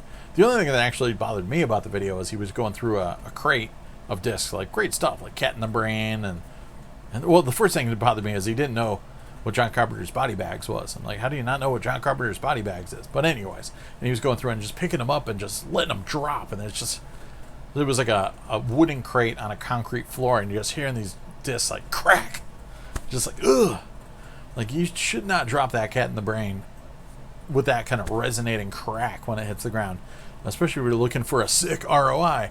But anyway, so it kind of worked. I don't know if it was his claim was retroactive reverse engineering or not, but his claim was that he made a douchey video on purpose to generate traction for sales, which is kind of disingenuous, because if you have a video loaded with Italian horror films and Texas Chainsaw Massacre Elite LaserDisc, those things are gonna sell themselves. You don't need to do any shtick on top of it. So that happened, and the video thumbnail even had like crypto is dead, 8,000% ROI, and everyone's freaked out. And there were some people that were just angry that he was reselling at high. I mean, like, obviously the market is what the market is, and there's going to be people out there that get great deals in LDs and don't necessarily want them, and you're going to sell some stuff back. And it's like, do you always? Usually the rule of thumb is you kind of pass along deals to your bros, or anybody that's tight with you, and then you just kind of sell to market value to anybody else. But so there's kind of unwritten rules about flipping, etc. But when it's all like presented grossly and like in your face and all kind of douchily, they kind of like triggered a bunch of people, and everyone's all freaked out and upset about it. And so I mean, really, I don't know, there was nothing really to be mad about the guy having great discs and selling them, but it was just the presentation of it and the 8,000% ROI, and like so don't invest in LaserDiscs. It's not a good investment because you're going to get tons of copies of Speed, and you're going to have a living room. It's a full-time job, and I know a lot of great people that sell LDs, and that they just drive around and pick up lots and run stores and everything, and it is a tough job. It's a full-time job, and there's got a lot of stuff that nobody's going to want, and you're going to be stuck trying to move it. So it's not all Texas Chainsaw Massacres. Like every once in a while you'll luck out, but we'll see. But that was a big moment this week. So the ethics of flipping came into play for sure. I'm more likely to end up with 3 copies of Alien 3. Yeah, I know, right? You're going to get so many Terminator, so many Disney discs. Same, yeah, over and over the commons. Which is, again, why people call them commons. People get so many copies of Braveheart because because they were popular. Everybody wanted them back in the day. That's the kind of cosmic joke, especially dealing with people that used to collect back in the day that are looking to sell now, is the titles that were hot and that were coveted back in the day, the things that you would pay $100 for now are so common because so many people loved them back in the day that nobody today wants to pay a lot for those. They want to pay a lot for, full moon, videos and stuff like Prehysteria and Rad and like things like that. Like nobody wants to pay the big bucks for the Star Wars films and all that stuff. And some of them still command a decent amount of money, but Terminator is the big box sets are cheap as hell. So yeah, you get those guys that were collectors back in the day, and they're like, well, I dropped $200 on this thing. This thing is worth money, and you have to explain to them, no, that's not worth money. Some dumbass movie like with with Billy Blanks is worth money. Do you have a dumbass movie with Billy Blanks? No. Do you have a Michael Dudikoff movie? Nope. Do you have a Fulci movie? Nope. No money. Yeah, let the money roll right in. 15 Rotted Fugitives, 40 Speed, 34 Scum, 35 Braveheart, and the 25 Top Gun. Yeah.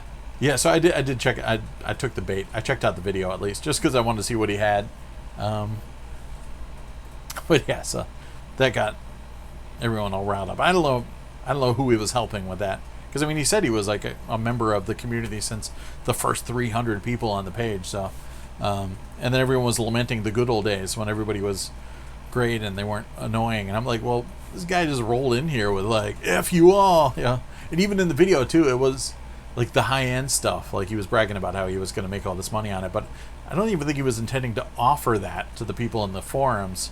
Like he had like the table of like the 2 o'clock slot that he was offering to the people in the forums. He's like, yeah, you guys can get these commons that I'm going to charge you $10 a head for. Yeah. Oh, man. Oh, yeah. Black Diamond, Beauty and the Beast. Good times. Oh, you guys having video problems? I should still be going. Oh, that guy's video. Yeah, that's still up there. And I forgot his name on YouTube, but it's his videos on YouTube. I do need some more Japanese Blade Runner discs for sure. Who wants? Oh, that was the other one this week too. I felt bad for the guy. He's like, dude, I got a bunch of sealed classical and opera box sets, and it was just crickets. And I'm like, yeah, that stuff is anathema to Laserdisc collectors. Nobody wants that. Yeah, Prehysteria is probably worth a little bit. I think Moiki will buy one off you if he doesn't have it already. Yeah, Full Moon stuff, Full Moon Kids stuff. Anything with rollerblading or BMX biking, anything horror, obviously. Even if it's a bad pressing, doesn't matter. If it's a crappy image copy that's just got the VHS artwork and a crappy ass picture of artist representation of a LaserDisc on the sides of it. Clean mold off of VHS. It's funny, my one of the guys I do watch, who scares the hell out of me, Monster Movie app. He goes by, what's his fake name? It's the Wolfman's name. I don't know why I can't think of it right now. Larry Talbot. This guy in Florida terrifies me. I'm pretty sure if he ever met me, he would hate me. He would hate everything I stand for, hate every movie I like, but I still like watching his channel. And he screams into the microphone. He terrifies me. I'm pretty sure if I met him, he would strangle me in an alleyway and like wear my skin. But anyways, I watch that guy's channel, and he gets a lot of moldy tapes. And he's got like a gimmick he does where he actually has a crappy machine that he uses to, and then he like has like a pad where he gets the alcohol on and kind of puts it together into the machine and then just like kind of runs the tape through it. But you gotta have a crappy machine in case something goes wrong. And yeah, apparently he's had pretty good luck with cleaning the mold off of them. So I am terrified to go check. I've got a storage unit, which is a horrible storage unit. Mold everywhere, and I got to rescue some tapes from there. They're inside a bag, but yeah, that doesn't mean that I don't know what kind of air control, temperature control there was going on in the place. So there's very well, a very big possibility that there would be some sort of condensation within the bag and mold. We'll see. Nothing amazing. Nothing like, obviously all my good tapes are outside, but some stuff I might want to archive. So I got to go rescue that stuff, and I'm terrified to actually check out the tapes. Yeah, one of the other fun things he does is get unmarked blank tapes, blank tapes, and then plays them on there to see what happens. Normally it's a bunch of nothing, or like some lady taping her favorite stories, or sometimes it's home movies. One time it was a home movie. One time it was like a copy of Fulci's Zombie, but like really bad. And then, but recently there was a porn. And he actually played it on Facebook and YouTube. I think the YouTube video was still up. It was like about a month or two ago. It was just up for a split second, but it was like a lesbian porn. And he's like, oh, yeah, all right. The Mystery Tape Monday. Sometimes the mystery ends up being a porn. Ooh, what's more addictive, a Japanese Blade Runner or Japanese Akira? There's more Japanese Blade Runner discs, so it's probably more addictive, or for collecting-wise. Akira, you can just get that CLV copy and get that CAV box set, and I'm good. I don't have the CAV box yet. I got to pick that up someday. I do need to get that Ghost in the Shell box set as well, which is very nice. I do have the manga release CAV LaserDisc of Ghost in the Shell, but there's a ton of great, because there's the original Warner Brothers Blade Runner with the let's see if I can get it. I see Brain Candy. I see Blues Brothers.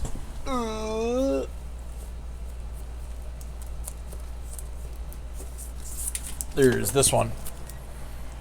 And I think at least one or two other Pan-and-Scan ones. There's a port of the Criterion Collection. And then there's the director's cut versions of this. So there's like a good 6 Japanese Blade Runner discs. So yeah, this is the only one I have, sadly. So I got to get the rest of those. They're not really expensive or rare or anything like that. They're pretty damn common. And Good Squid, Kevin Kobos has them in stock usually all the time. But it's just one of those cases where I haven't gotten around to picking them up yet. But I had a great time showing this exact disc at Retro World Expo last year. I probably can't announce yet anything about Retro World this year, but there will be some laser discing going on at Retro World. I can spill that at least. But yeah, you'll have to wait for like the proper announcements. But yeah, Japanese Blade Runner laser discing. I still don't even have all the US laser discing. I don't have that old crappy like original release one. With like the kind of goofy jacket with like, it's kind of like a brownish grayish jacket. And like some sort of like stamp seal thing on there. It's kind of goofy looking, but I got to pick that up. But yeah, I still need the Akira box set, which is gorgeous. But that the CLV is still my favorite Akira, like Laserdisc, even though the Criterion's pretty damn cool too. But I don't know. Still, that's the one I want to watch at any given time. Yes. What else? Oh, the cops are coming. What do you guys do? Snap. Yeah, did I watch any cool trailers or anything this week? I swear I watched something that was coming out. I didn't watch the Scorsese trailer yet. I got to check that out. I still haven't watched The Boys yet. Everyone keeps telling me how good that is.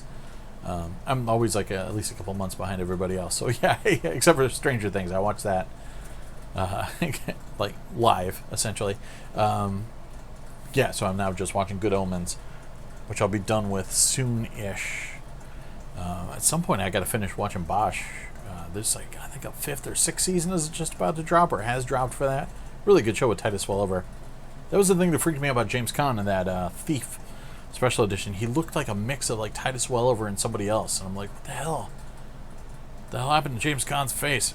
Embassy Home Video, yes. Badass, it is not. Do you have all the Blade Runner LDs, Spencer? Or some of them? I know you got some of them. And then, yeah, hopefully I'll get out to the theaters and see Once Upon a Time in Hollywood finally. It's funny, this is like that movie that old people can go see. It's a Quentin movie, but old people can go see it. I keep hearing, like, radio think pieces on that. It's like, it's the Quentin movie for everybody. What else? Yeah, and then live action Ghost in the Shell I saw in the cinemas.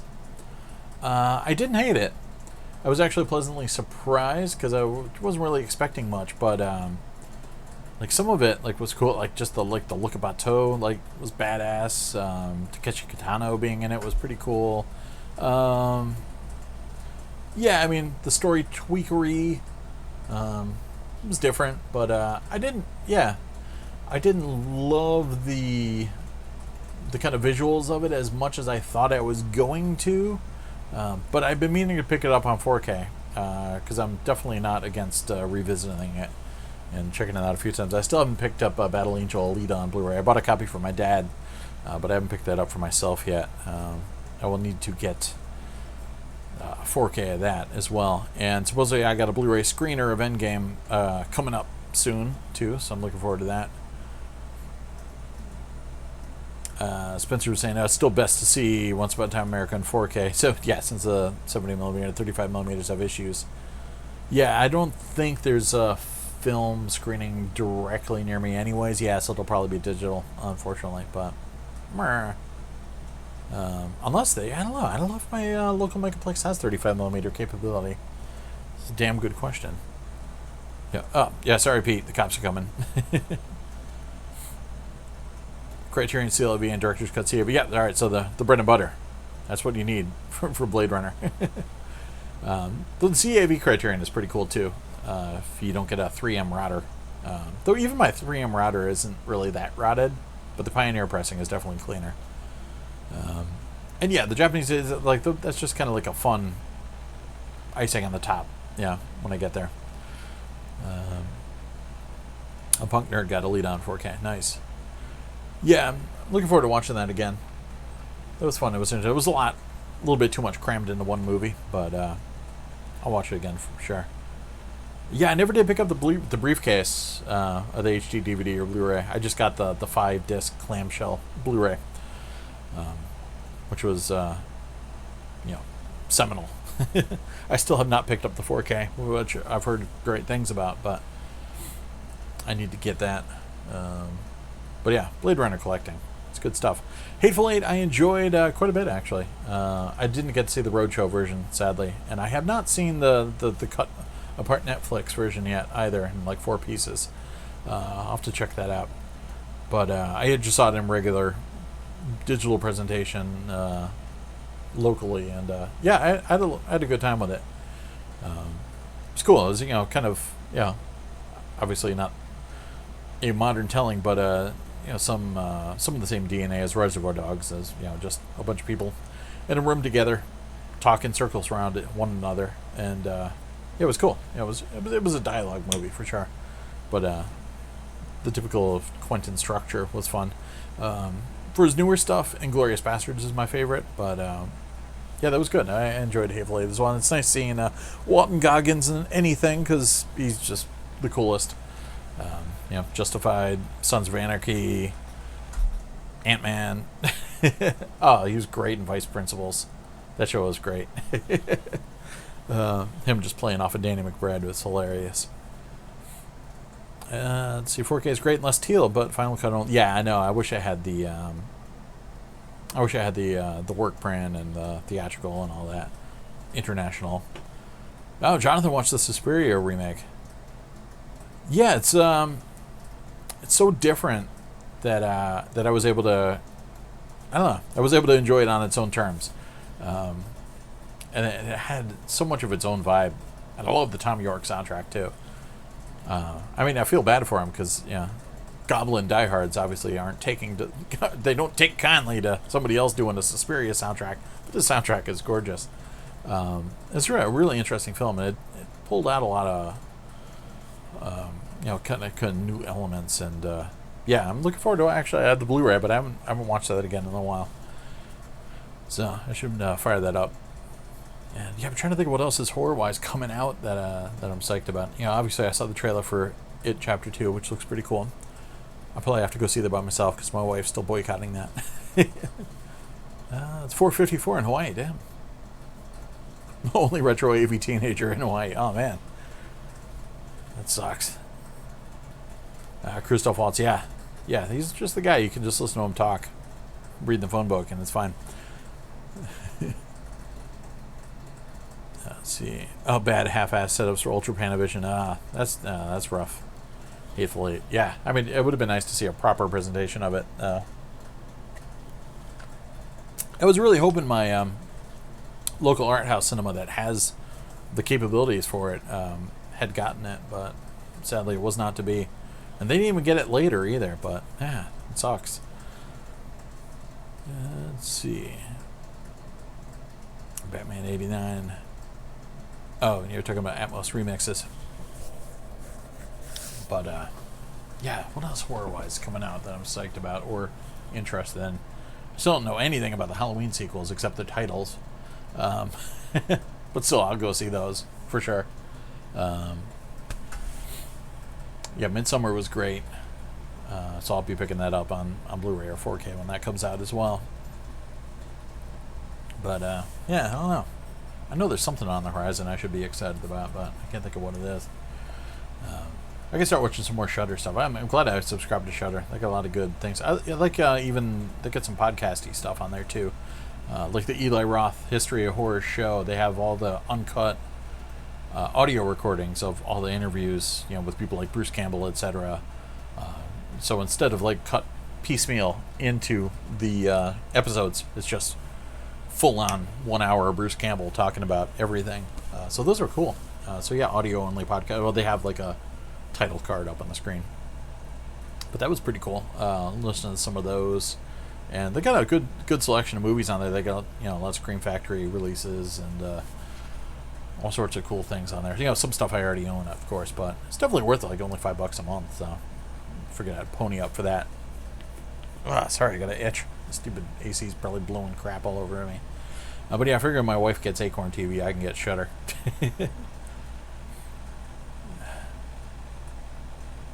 Oh, old Cabot and Parkinson's interviews on YouTube. Damn. There's a lot of killer stuff, like archival stuff on YouTube. You can get lost. That's pretty cool. There was what was that interview I was watching on YouTube where it was just like, it was a delight. Something from the 60s.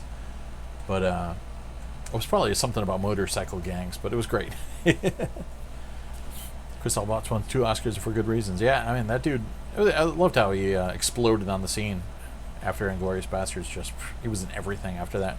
Bloodnofsky and Green Hornet, etc. So good on him. I'm glad he got some work. Yeah, thanks to Quentin. Quentin's a good star maker for sure. Yeah, kickstarted Travolta's career back to life in the 90s. So. And tried like hell, getting Robert Forster some work.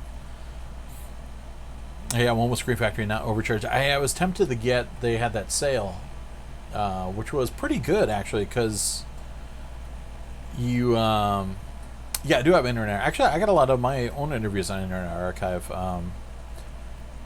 If you look up like House of Zaz, actually, there's a lot of my radio show Culture Dogs. There's a lot of Culture Dogs podcast archives on Internet Archive. And a lot of my houses as interviews with like older metal interviews I did, probably like Dave Ellefson, Peter Lindgren from Opeth, Frederick Okeson from Opeth. All my later stuff is all on YouTube, but I have a lot of older stuff on Internet Archive. Sam, not Sam Dunn, but was it Scott McFadden who produced Metal Headbanger's Journey? Got an interview with him on there. A couple other, I think some of the other interviews too from Culture Dogs. Might be a lot of stuff. I should check out my Internet Archive account. It's been a while since I've used it. But yeah, Scream Factory had that killer sale. A lot of discount stuff, and then if you ordered $50 more, you got free shipping. So I was going to get some stuff, but yeah, I always wait for the sales. Amazon occasionally cuts their stuff, and that's a sad thing about Best Buy now, is because they used to stock a reasonable amount of Scream Factory things, and then occasionally they'd have them for like $15, and I'd be like, cool, I'm down with that. And usually it was still, stuff that still had the slips. But Carnival of Souls I have not seen in a while, and in fact, my go-to copy of that was a warbled, messed up VHS tape, which just made it even weirder. See, and I missed Riff Tracks. Actually, did a Riff Tracks live of that.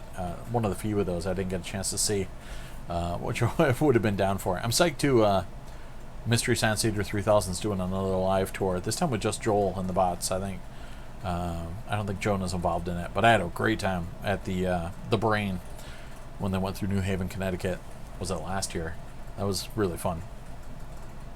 But yeah, Carnival of Souls, good stuff. I don't have. Criterion did that on DVD. I don't know if they ported that over to Blu-ray, but I don't have a good copy of it.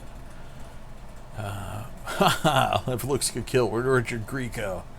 Just make me think of Looker, the Booker spoof on Ben Stiller's show. Nice. I have not seen Detective Pikachu. Actually, I wanted to go check that out. Obviously, I was of the older generation, so much of the Pokemon creator impact was lost on me, but I was able to view some of it through the eyes of my nephew and his desire for nonstop, Nintendo games and stuffed toys, etc. So, but no, I was down with checking out Detective Pikachu. I was going to go check it out, but I just didn't get a chance to. Internet Archive, the site designed with lofty, fantastic ideals that allows you to play Moonwalker for free via browser emulation. Yeah, I had some interesting things on there for sure. Gary Busey's LaserDisc collection in the house. Detective Pikachu was bad in every way I wanted it to be. Excellent. Good to hear. But yeah, and yeah, occasionally I'll fire up Go on my phone when I want to throw some balls. Every once in a while. One of these days I'm going to get 2 Megatherion for that glorious... see if we can get a vinyl copy for that classic Giger goodness. Yeah, good stuff. Upload videos that would copyright, and yeah, YouTube is unstoppable with their algorithms, and yeah, fair use is not fair anymore. It's tough, especially if you're trying to talk about any kind of physical media and you want to have some sort of evidence of what you're talking about. Like my Technodisc Star Wars video just got flagged immediately. They're just like, we'll take all your money for you, thank you very much. There is no fair use here. You did no work in this. We own your ass. Yep, it's good times. I feel bad for some of the other guys I watch, like Oral Knots or whatever, that put so much work into their videos, but since they're either parodies or something like that, they use like 2 seconds of something audio wise, like all their money just goes away. It's like, these poor dudes, like they quit their day jobs to do this channel, and then it's just so up. Obviously there's Patreon things like Patreon available, but still it's rough. I mean, unless you've got millions of subs and you're one of those dudes, but yeah, I feel for those dudes. The amount of work they put into them, it's just those copyright things. And you're always innocent until proven guilty, and not even really. It's like you're innocent or you're guilty. Will make you feel like there's some sort of process in which you could be innocent, but it's an uphill battle, and you're gonna feel dirty, and you're gonna have to like scrub yourself after Ace Ventura found out about Einhorn. Yeah, it's not gonna be a pleasant experience. Starlog, nice. I used to read Starlog voraciously back in the day. My dad, we never got a subscription to it, but we would. That was a cool thing. There were stores back then. You could go to the newsstand, or my comic book store, that I frequented would always stock it. But we would go and wait for the new issues of Starlog and Cinefex and Cinefantastique to drop, and we'd go and pick them up. Or if there was back issues, we'd pick them up at the cons. And occasionally some other things like Fantastic Films. What else? The Future magazine occasionally, and then obviously Omni. Got to read Omni. But yeah, Starlog was the magazine of our house. It was always on the coffee table, and pretty much every issue we got. So, love that stuff. And there's some really cool old articles, and like especially old Fangos and Starlogs are interesting for some of the articles on things that didn't happen or things that happened differently, so you can get a real cool perspective of what was going on with that. So it's cool. Yeah, love it. Yeah, Spencer, I'm afraid to include anything. I don't even know if you can have clips under a few seconds. Yeah, it's weird because there used to be that whole thing like if you know the fair use thing, you use under 30 seconds, it's fair use, and like they're so aggressive. Yeah, that just flew out the window. It's like, yeah, you can use a short amount of clips and get instantly flagged and proven guilty, and then go through the torturous process of clearing your name and trying to get your money back. Yeah, YouTube wonders why people want patrons, Patreon patrons. Yeah, I know, right? Ugh. I mean, it is nice that there is some monetization on YouTube, but just the aggressive algorithms and the bots that just, they shut your shit down and take your money immediately, and then you have to fight for it. Or now they have the algorithms too that determine whether your stuff is appropriate for all audiences, and it's like that's really weird stuff.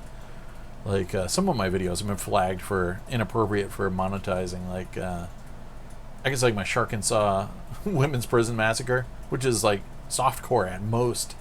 It doesn't even really have much in it. Like the movie doesn't really even have much in the way of TNA or anything like that. But my video talking about the Blu-ray got flagged for not appropriate for monetization. Like whatever. GamePro and electronic gaming in the 90s. Yeah, 90s mags I used to read were a lot of home theater mags. Obviously, Widescreen Review. I read Hard.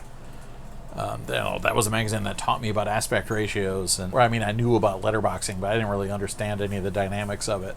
That one, explained to me what matting was, and the difference between 1.85 to 1 films and 2.35 to 1 films, and Video Watchdog. I read Hard. Film Threat.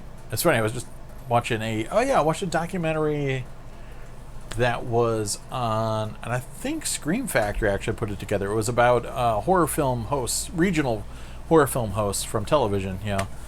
Vampira, Elvira, and Sven Gulli, and it was really cool. But the audio quality was really all over the map, and a lot of it was like really tinny and shrill, and that's always the bummer when there are some cool interviews, but the audio sucks. So that was like I was like riding the volume that one because some of it was too quiet, some of it was too loud, and like some of the fidelity of it was really poor. But other than that, it was a pretty interesting documentary because it really got into that whole scene. But anyways, I don't know. There was something in there that made me think of something else, but now I can't remember my original thought. Oh well, it's Friday night. It's late. Damn it! What was my original point? I can't remember. Talking about magazines and stuff like that, but it'll come to me at 3 in the morning when the live stream's done. But yeah, I watched that documentary. That was one other thing I watched. Star Wars Insider. I actually joined the Lucasfilm fan club at its inception, so I got all the original stuff, and I got the original Lucasfilm fan club 4 issues because it was a quarterly, and I only subscribed for 1 year. There was always a thing back then, fan clubs, like you had to sign up, and like you just felt like, ooh, I'm in the fan club. But yeah, you were in the fan club for a year, and like the chances of me conning my mom into ponying up another like $20 the next year and doing it in a timely fashion so I didn't miss anything was, it's a lot easier to do that stuff in the internet age now. But back in the day, you'd send the check in the mail, and I was part of the Oingo Boingo Secret Society and a few other things. Not too many fan clubs. The Sarah McLachlan fan club. But yeah, I had the original 4 issues of Lucasfilm. And then, it came with a couple other goodies too. It's cool stuff. And then, 90s magazine that I was talking about. I'm not sure how that connected to the documentary I was talking about. But yeah, I watched Video Watchdog. Oh, that was it. There was interviews with Chris Gore in it, and my wife was like, "Who the hell's that?" I'm like, "Oh, Chris Gore." She's like, "Who the hell's Chris Gore?" I'm like, "Oh, he's been in a lot of shows about film and film commentary, but he was the guy that ran Film Threat magazine back in the day. And that was like next to Video Watchdog, one of the cooler magazines, and they would just as much talk about bootlegs of Apocalypse Now as they would about any kind of officially released product. So great stuff. What else? Bantha tracks. Yeah, I know. I always tried to get Bantha tracks, but yeah, that's all. It's all on your parents. I was like, come on, Mom. I actually just found my. Do I have it here? I probably put it somewhere else. My blueprints for. I didn't have to pay for them, but for Kit, when Knight Rider came out, before it came out, you could send away for the blueprints for Kit, right into NBC, and they would send it to you. And I actually got that. Where the hell did I put that? I think that's over there. I think I showed that in another video, but. A few things I would write away for. I actually wrote in for got my mom to pay for Neil's heavy concept album from the Young Ones. It was not really a Young Ones related album, but it had Nigel Planer playing Neil from the Young Ones, like singing his own songs and everything like that. But nobody else from the Young Ones was in it. But it was good stuff. And in the States, you can only get it from MTV as like a write-in thing. So I actually wrote in for that. Stereo review, yep. Read that. Audio, sound and vision, all that stuff. Yep. Home theater, I read like crazy. Around the time X-Files broke out, I started to get all those like cheesy like newsprint UFO magazines that you could get. That was the great thing about Barnes & Noble and Borders. Like the magazine selection was sick. Empire magazine was like my jam back in the day, in the 90s. I used to read that voraciously. And then, what else? So 40 Times and UFO mags for a little bit there. And, I don't know, just, some things here and there. But yeah, my main ones were Widescreen Review and Video Watchdog and Empire. In the 2000s, Terrorizer magazine was probably the only one I bought like regularly.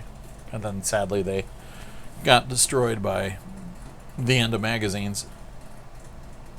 Let's see. Oh, the best Japanese LD? Yeah, that's. I mean, like my favorite personal Japanese LD is probably the Akira CLV. But then my World Is Not Enough is up there. Some of the James Bond ones I love. What else? Japanese LD? Fight Club. That's one of my favorites. But then, some of the box sets are gorgeous. Like, I mean, the print, the pressing quality isn't that amazing in the Indiana Jones films, but I love that faux leather box set. What else? I don't know. So many cool Japanese releases. That's tough to say. But yeah, my favorite overall is the Macross 15th Anniversary Memorial Box. And I actually like the other previous Memorial Box as well, too. But yeah, we were just talking about that LDF this week. Good stuff. I don't have the Mad Max one yet, that box. It is a bummer that the original Australian English dialogue never made it onto LD, but yeah, there is a Cowboy Bebop box, but there's not a lot known about the legitimacy of the box. Like it wasn't available with the LDs. And then for the longest time, it was impossible to find. And then all of a sudden, everybody was getting them. Sean from LDF got one. I think Peter Biancardi got one. But yeah, it seemed to be like a giveaway or something. I don't even know if it was officially released in connection with the LDs, or if it was just kind of like, hey, the LDs are out. Here's a cool box for it. But it's a pretty interesting box. But yeah, I haven't been able to pick that up. So I just have on my Cowboy Bebop discs separately. But they're definitely a contender for the coolest Japanese releases, just because of that old, jazz LP look. I mean, it's so badass. Like the DVDs I had was cool because it even had the little LP graphic on the CD label, but having them on LD 12 inches is damn near like untouchable. That is cool stuff. Oh yeah, Kenner used to include ship blueprints, the vehicle toy boxes, and the sticker sheet. Yep. Yeah, it's some good stuff. I used to love all the books they had and the fold out pictures with all the all the Star Wars toys available. I used to love those things. But they have like a cool 6 scene they built with like every single. They'd have like a Hoth scene with all the Hoth figures and like a Endor type scene. Oingo Boingo, speaking of, and I have never seen it off of cable or my VHS taped from cable. So I've never seen like a quality presentation of Weird Science. So that'll be fun. So because that's a classic. It's a hot mess. It's totally goofy, but it's got some great lines. Killer cast, killer soundtrack. Love it. It's funny, yeah, because I got into Oingo Boingo backwards. I actually had heard Oingo Boingo songs, but for some reason they never really like kind of connected with me. And I got hooked on Danny Elfman's solo album, and then Weird Science came out, and they kept playing the advert for it on the radio. And I'm like, the dude singing that Weird Science song sounds like Danny Elfman. And then I realized, oh yeah, he's the singer for Oingo Boingo as well. You can't have a solo album if you're not in a band. You're just you. So I didn't piece it together that he was from a band. And then that solo album is pretty much like a stealth Oingo Boingo album anyways. Everybody from Oingo Boingo is on it. It's great stuff. But yeah, so then I got hard into Oingo Boingo and never stopped. Love the flip books with all the figures. Oof, yeah, awesome stuff. Yeah, VHS fold-out tapes for tapes you could order. Cool. So I've got some cool stuff I kept. I know when I sold my Star Wars toys, I gave away a lot of those booklets, unfortunately. I should have kept them. And yeah, I had a fold-out poster from Return of the Jedi era. I don't know if it was pre-Power of the Force Return of the Jedi figures or right before that happened. But yeah, it was like a silver poster with every single figure. Might not have all of them, but I collected them up until the end of the original Kenner line, and then I bought a bunch of the droids and Ewoks figures, but I bought those for the sick ROI because they were at KB Toys and Toys R Us for next to nothing. So I bought a ton of those, and I even had the coveted was it the B-Wing pilot from that, which was just a repackaged, like, regular movie quality Kenner figure repackaged as a droids figure. And then I had the A-Wing toy that was the same thing. It was just like a Return of the Jedi toy that didn't get produced, and they just slapped the droids logo on it. So I had all those, and then that's when I pooped out. I never got into the relaunch. They had that weird relaunch in, I don't know, early to mid 90s when like Luke Skywalker was like all buff and like maxed out, and like even Obi-Wan Kenobi looked like he was on steroids, and they got better from that point on. But yeah, I never did get back into collecting from that point. And then sadly about 4 years ago, so I sold my whole collection to Planet Force. But it was cool. Gave me some dough to buy some more cool things. Favorite John Hughes. It varies from time to time. Yeah, that's rough. It's probably Ferris Bueller's Day Off. It's funny watching some of those now from the perspective, like 16 Candles was like the shit, but it's a little strange watching it now, like a little bit of a different perspective on a lot of them. Some Kind of Wonderful is really good too. I actually like that one more than Pretty in Pink, for the more Andrew McCarthy-esque vibe there. Yeah, I don't know. It's tough. But yeah, it's probably Ferris. Yeah, now figure the bad sculpt and super weird articulation, and some poor kid is $15. I know, right? The prices are ridiculous. I almost bought the Hopper action figure, but it was like $18 at Target. I was like, I do need a Hopper for my desk, but I don't know if I want to, shell out $18 for it. Oh man, I'm gonna start signing things David Harbour. I keep everywhere I go. I'm like, oh, you look like the guy from Stranger Things. I got the Dunkin' Donuts today, so I'm just gonna start autographing as David Harbour until he finds out and kicks my ass. Playing the Force 2 and prequel era figure. Yeah, I had some of the like the finale, the Power of the Force, like that last run of Return of the Jedi figures. I had a Man and like Prune Face, and some of the, I think I had all the Ewoks. But yeah, there was a couple of them that were like really rare that I didn't have. But every like line before that, I had all of them. But that was like the one, because those, that was the late release for the Kenner Star Wars figures. That was like the you could compare it to the LaserDisc late release thing. Nobody wanted them, and they were kind of like hard to find. Yeah. So then I managed to get a bunch of them, like when they were, and they always had a coin. Those ones came with a coin. I remember, and Toys R Us and KB would have them sometimes on sale or whatever, and I picked them up. But yeah, I did get some of those. Amanda Man was crazy because it was like a banana dude. He looked like a plantain. Like his like accessory was this like giant stick and like that big with like severed heads on it and stuff.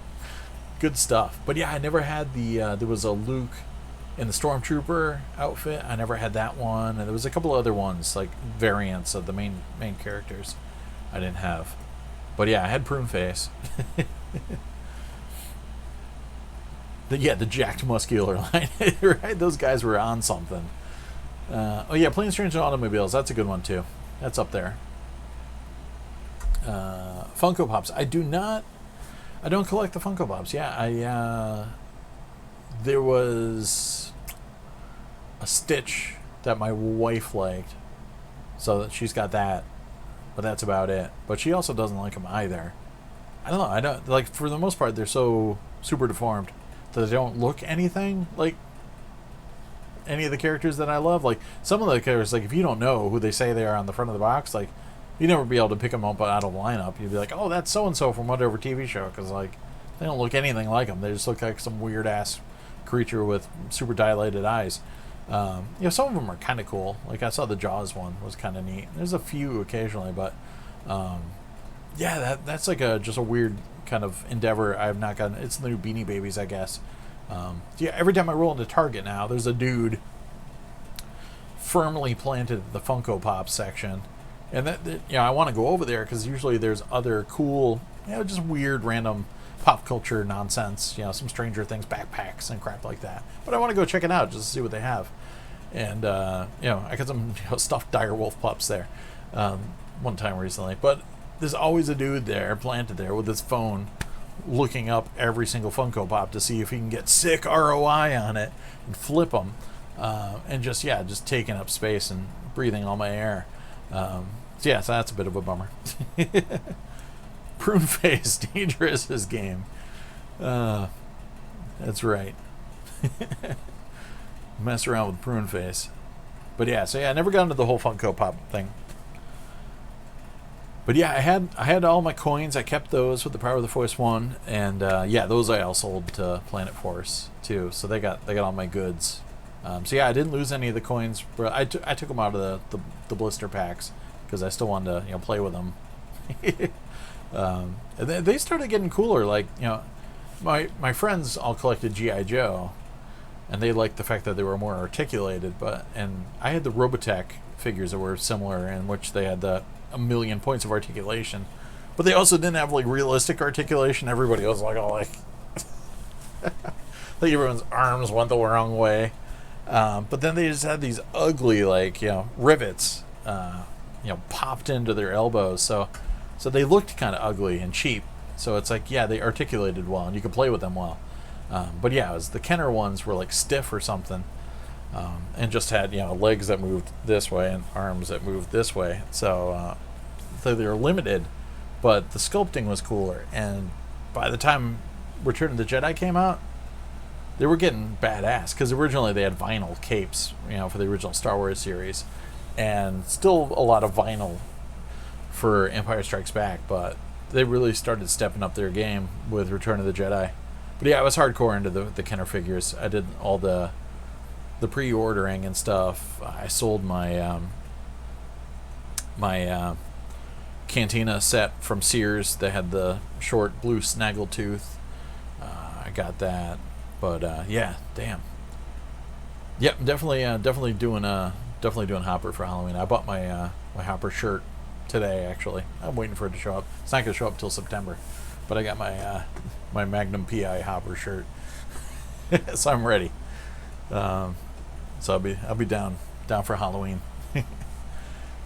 First there were Pet Rocks, and there were Pogs, and there were Disney Minis. Now there are Funkos. Spencer gets the John Cusack. Yeah, that's a good one. I can go. Yeah, I can see that.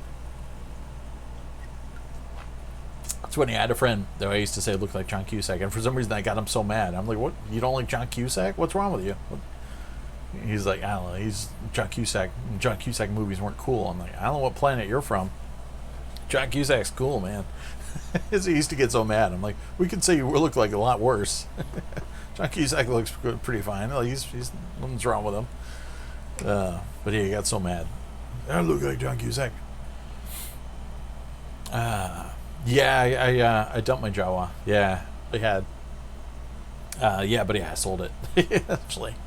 And but yeah, the Snaggletooth was probably the rarest one, or one of the rarest ones of the bunch. But yeah, all my guys. And then yeah, that all the A-wing fighter, that was pretty pricey too. So, but and I worked out. I reinvested in videos and guitars and stuff. So it was kind of worth it. And speakers, that was the thing. I had to get I said I wanted to get some better speakers. Nothing against my old Advents. In fact, I'm never getting rid of those things. But I wanted to upgrade. I always said if I ever sold my Star Wars collection, I'd get new 5.1 gear. So I did. So I stayed true to my word. But yeah. And we nearing. Oh, it's 11:27. All right. Hopefully we'll make it a little bit longer. We'll see. What the hell? I got a little bit more room on my battery. Not too bad.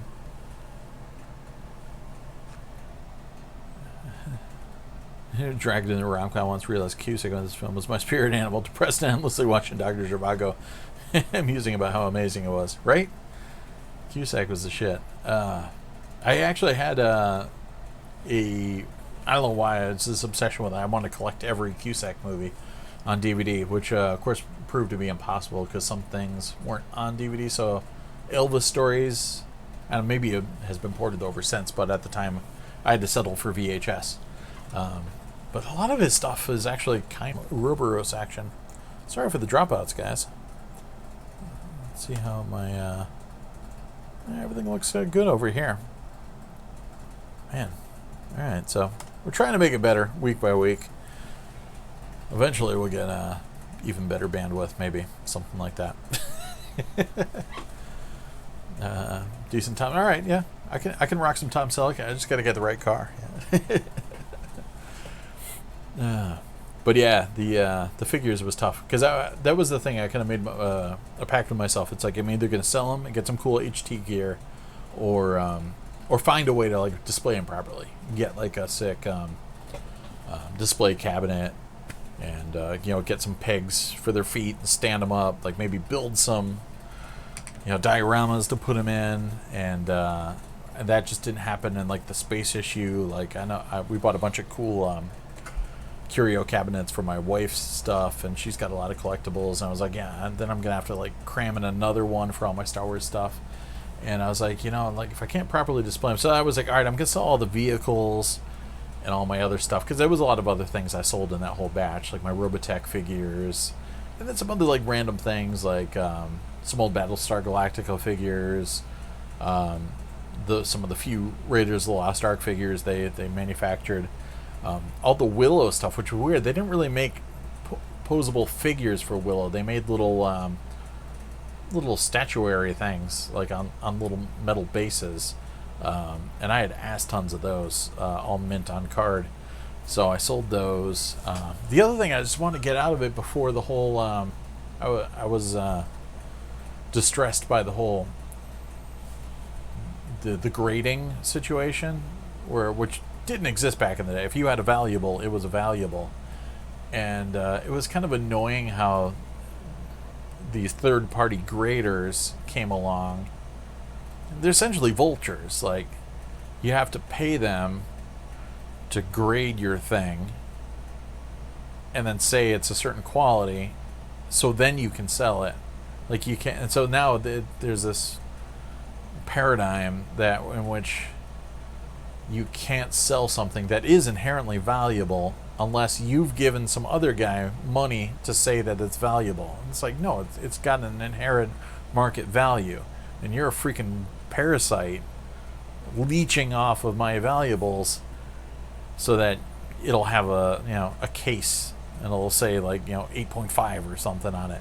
And it's like, it's bogus. My tiny snaggletooth is worth money regardless of your dumbass grading company. So, and it's like one of those things that was built on fantasy, but eventually enough people bought into that stupid ass fantasy that it started to become a reality and become the norm. And then I wanted to get out before it got too stupid and got to the point where you literally could not sell a valuable action figure without ponying up for some asshat to say that it's valuable and put his little stupid stamp on it. So yeah, those guys, I hate those guys. I wish they all would just fall into a giant crevasse, or like get trapped in the same rocket that Gamera got trapped in the first Gamera movie and just shot off into space. So yeah, those guys, even more than like the flippers, because like I can understand like the dynamic of flipping, and there's those gray lines of people that are like diehard collectors that are flipping things to feed their collection. Like that's kind of cool. Like you can't really hold that against anybody unless you're aggressively flipping and trying to raise the price just to piss everybody off. But yeah, I mean, I don't know. It's part of the dynamic of collecting. But those graders, man, like it just sucks that they they created this need for themselves, and then people bought into it, and it's like, no, get out of here, ass faces.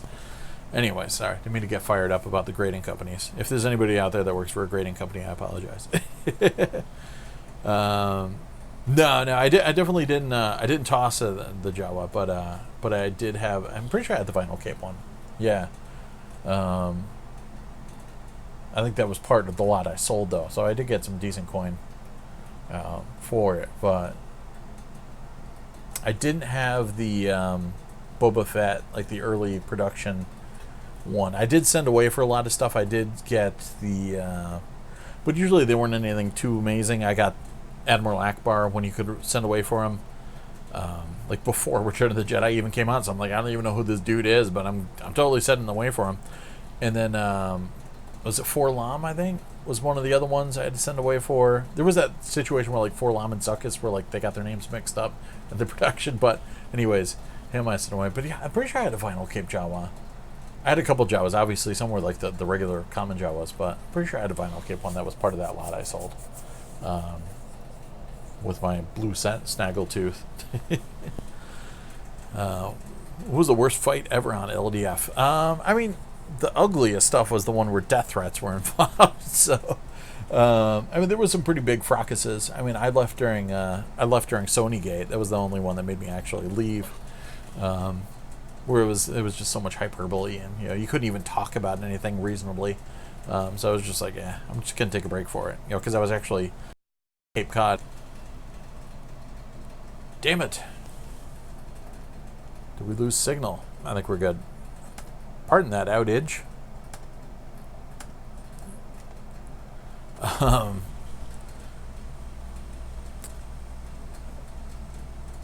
What did I miss out there? What the hell was I talking about? I was talking about, so I was in Cape Cod, and I was like, why am I so stressed out about like the stuff on the LDF? I'm gonna walk away for a little bit. So I did from Sony Gate, but then the other big fights were, obviously the one in which the one guy said he was gonna kill Peter, and that ended like this whole Chicago swap meet and all sorts of things like that, and he threatened his family, and so that one was pretty rough. But there's inherently like potential for discord in the LDF just because of there's like 10,000 people, so there's a lot of people collecting from different angles, and there's like almost like a ideological set of differences amongst those people. So some people like see the collecting one way, and some people see collecting another way. Some people kind of see it in a whole bunch of ways, but so especially when it comes to expensive things, late releases, and things like that, things flare up. One of the flare-ups was involving the Goofy movie, of all things, which started the thing. And so there's a lot of, if people are in there with pricey gear, that turns into a hot mess a lot of times. Pricey discs, that sort of thing. It gets goofy sometimes, and with the whole influx of new people all the time, there's constant waves of misinformation coming in. Like there's like, you know, like a whole generation of LD collectors like kind of learn all the ropes and figure out everything about it, and then all of a sudden, like a whole new batch of people that are like coming and dropping like the same bits of wrong information that they heard from their friend or something like that. So it's really interesting. So there's always like potential for LDF fights going on. But you never know what's going to happen. Like I was definitely surprised about that flipper fight this week. But yeah, that guy was definitely aggressive and I think a lot of it was tongue in cheek, and he was just trolling. But I don't know how that tactic helps you sell discs. I don't know. I guess it worked. I don't know.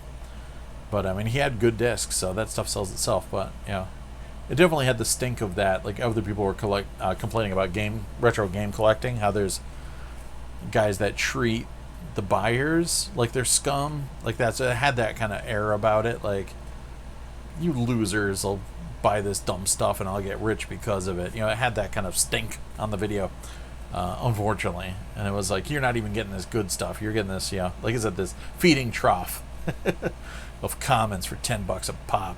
Yeah, I don't know. There was just this smarminess in it that, and it might have all been a put on. But yeah, because I hadn't known that guy to be much of a, you know, a douche in the past, and yeah, I don't really recall him doing anything really like that, so it was probably just a put on, but whatever.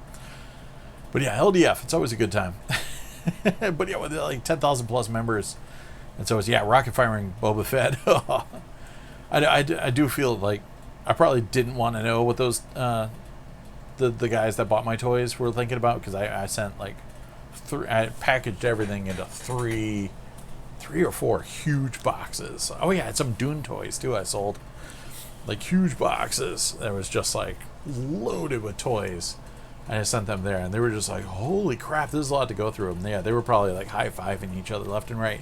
So I mean, I did get a good amount, but it was one of those things where it's like I knew if I wanted to get the most out of everything, that I was going to have to parcel it out, and I didn't want to take the time to do that, and then also the amount of time that would take to actually sell everything. It was just like, I'd wait. So, yeah, why is it in every fan base there's death threats? I know, right? It's weird. But yeah, so I probably don't want to know like what they ended up reselling all that stuff for. But yeah, then again, it might have taken them a while to sell some of that stuff too. But they definitely hit the jackpot with some of my gear. I sold them. So yeah, 4K's getting a Panasonic. Yeah, I don't know too much about the Panasonic Pro, just that my friends who were in the industry at the time loved them. Yeah, definitely if the price is right, I'd grab it for sure. Just because like that was the name of the game back in the day for Pro VCRs. I mean, obviously a lot of the other Pro VCRs are great, but basically free. Nice. I'm done with that. Peace out, Rod. Sorry I missed you. I think my chat is lagging a little bit, so if you already ran away, I apologize. But yeah, I would definitely grab that penny, especially since it's basically free. But yeah, give it a shot for sure. Yeah, I'm dreading the day when my JVC poops out, but luckily I conned my parents. Well, I didn't con my parents into buying, but like they were still taping a lot of stuff. So I convinced them into buying it. And it also has the VHS ET on there. Oh, good, I didn't miss Rod. And I picked, so I asked them to get it. And then after a while, they didn't need it anymore. And I was like, I'm thinking about archiving a lot of old VHS stuff to DVD. And they're like, you can have my, and my RCA home theater VCR died, which I was really sad about because I love that thing. I bought that from that same Sears, too, I was talking about earlier. It said home theater on it, so I love that thing. And it was naturally impervious to macrovision, so I could just run anything through it and it would record it fine. So it was awesome. So I could make dupes and stuff like that, and I used to record a lot of LDs onto it, which is fun. Obviously, they don't have macrovision, but it was great for recording LDs and stereo, and it didn't have a flying erase head like my parents' sick NEC, but that was my jam. I used to love that thing. And then, yeah, it crapped out, started eating tapes, and I do, maintenance on the LD players, but I do mild maintenance on VCRs, but I've never been that great on bringing them back to life once they start eating tapes. So yeah, I took my parents off around their VHS or their SVHS JVC, and yeah, that thing's been treating me really well lately. So I've been trying to keep a regular basis, like one night a week, though I've been failing this week. Just throwing in a tape and just archiving it, because I've got like a stack of tapes that I've already decided I need to archive. I did most of my Twin Peaks material, which is just like anything related to the Twin Peaks that I used to tape off the air, like Entertainment Tonight pieces and talk shows, and I'm sure most of that stuff's on YouTube already. But yeah, I just wanted to grab it, and some of the old commercials and things like that. So I'm slowly in the process of doing all that stuff. A lot of old Headbangers balls and things like that. And Night Flights. I know Night Flight's pretty well represented online now anyways, but it's still just fun to do every once in a while. But and I still have a hefty amount of tapes that I'll still watch. And I've got a crappy Sylvania up here. I mean, it's still a forehead, but it's pretty like lightweight and cheap. But Panty VCR looks like something out of television. Yeah, it probably was. That stuff's that's the real deal. Yeah, some guys were probably using that, making dupes, and probably got some use. But if it's still going, yeah, it's worth picking up. Yeah, Dune merchandise was crazy. Yeah, it's funny. They really did intend it to be like a big, the next Star Wars. I keep talking about them, but I don't. Oh, do I have any in the Dune encyclopedia? I might have one folded up in here, but maybe they're not. Damn it. I probably don't have them in here anymore. But I had the glossaries that they gave away. Oh, no, dude, I got them both. Sick. This is the one that came when I saw it in the theater on opening weekend. Because they knew they had a movie on their hands that was going to drive everyone crazy. So it came with a terminology glossary. I don't know if you guys can see this. Double-sided. They gave me at the Showcase Cinemas when I went to go see it. So, like, you were supposed to sit there in the seats before the lights went down and just study up on your Doom terminology, or, like, I'll use a pen light or something and look at it while you're watching the movie. Fantastic. So, yeah.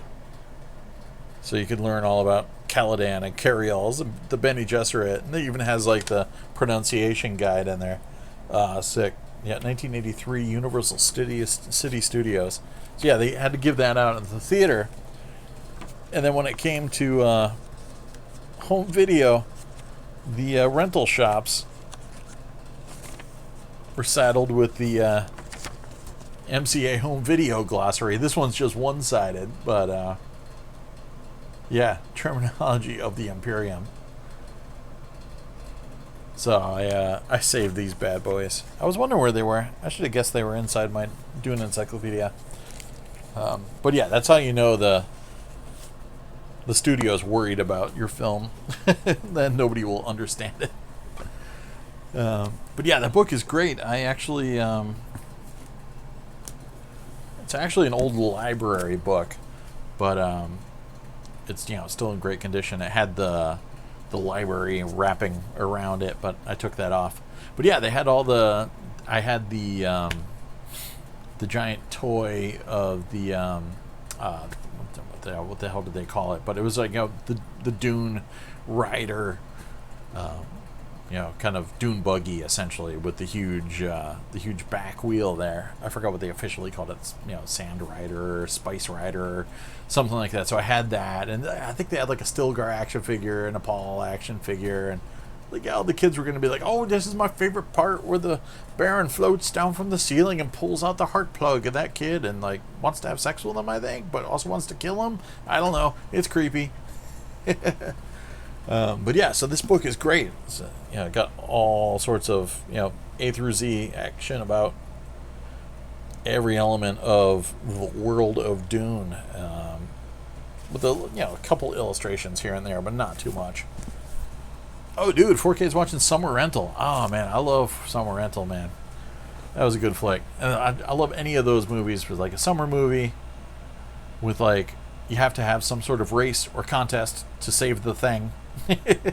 I'm a sucker for that. It could be a breakdancing competition. It could be a concert. It could be a regatta with the dude's Ferrari mixed in with your boat. Love that stuff. Summer rentals, good stuff. But yeah, so the Dune Encyclopedia. I meant to show Sean that, but he didn't show up. Sting, yeah, I never had a Fade action figure, sadly. Yeah, I haven't heard much about the. I haven't heard much about the casting of the Villeneuve one. So, all right, I'm intrigued. I'll have to see. I haven't heard much about it, so shall see what goes on. I'll look up and see more about the casting. But yeah, Dune. I need to buy more lasers of that because I don't have the Japanese box either. That was one I used to look at Tower Records all the time. I'd see it there for like $100, $125, and be like, I should buy this, but I should also eat. Maybe I'll get it next week. Action turtleneck and Kama Sutra book, nice.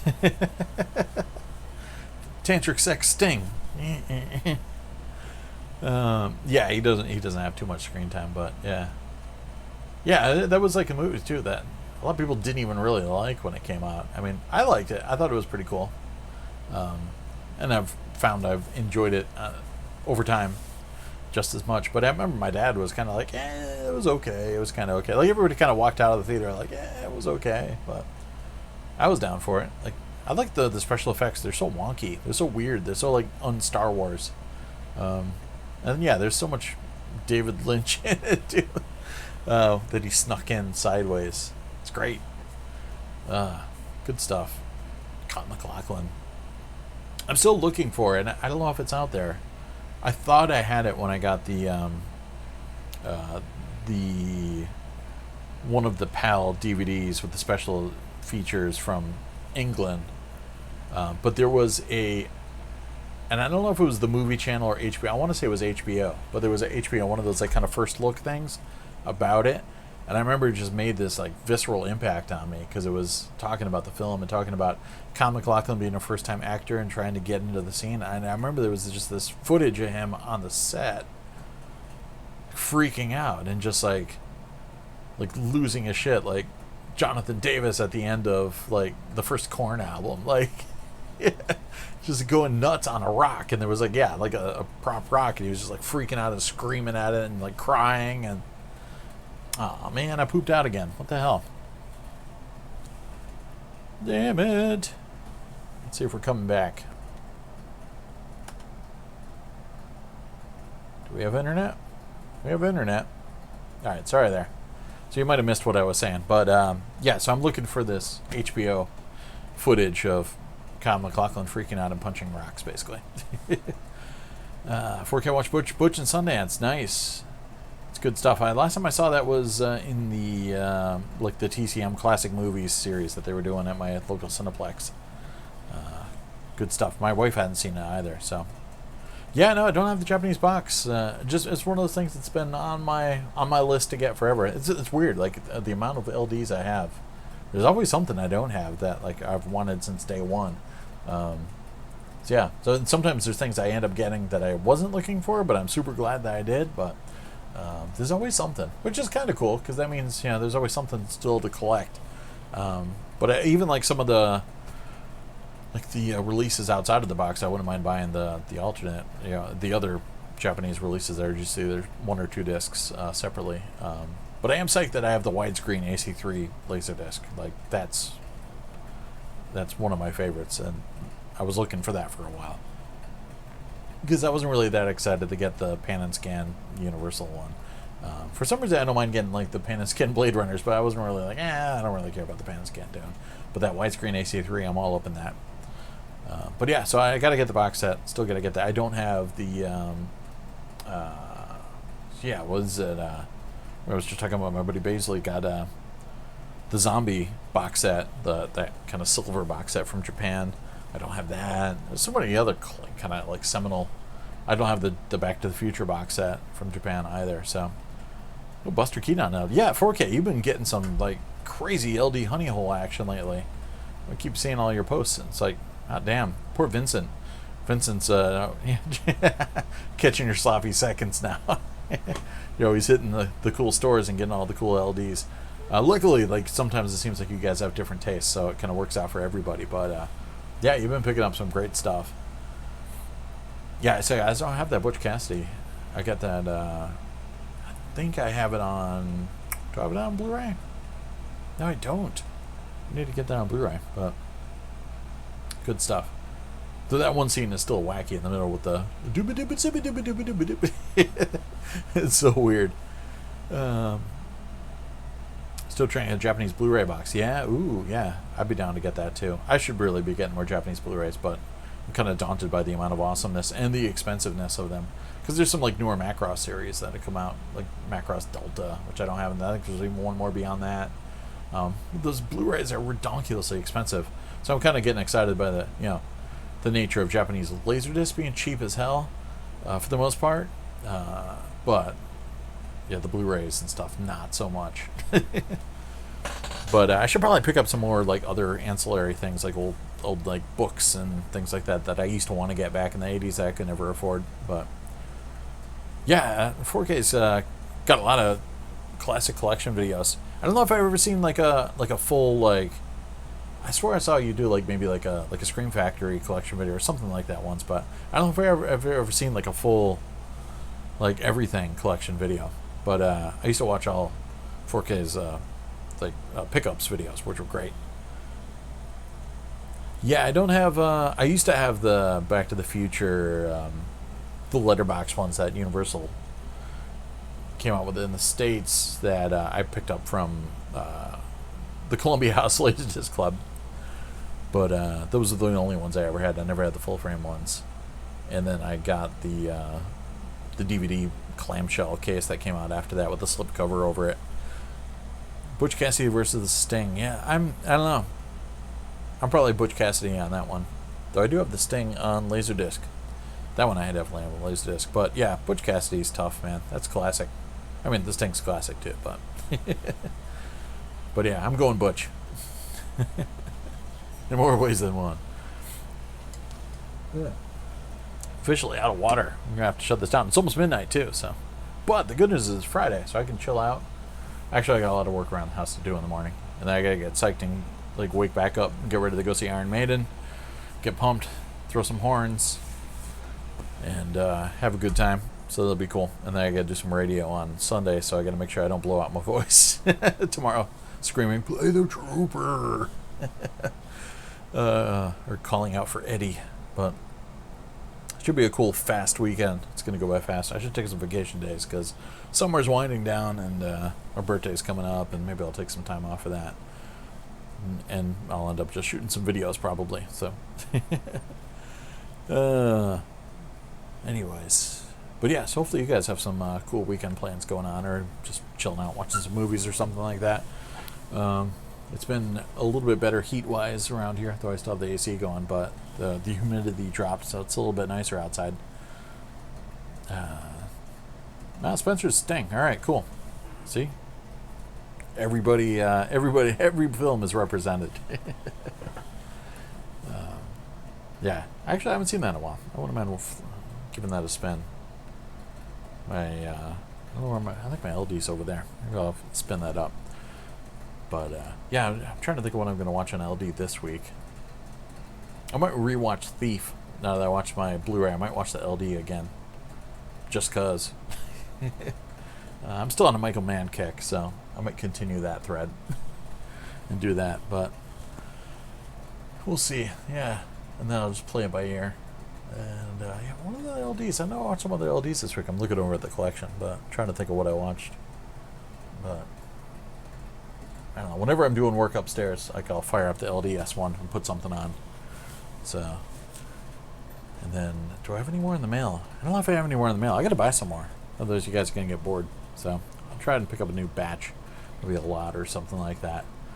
I feel bad because I've been saving all my money for HT gear lately. So processors and all that. I'm still looking for Rotel R&B 1077 Class D multi-channel amplifier, and I found one that's like a half an hour's drive from me, but it's pretty damn pricey.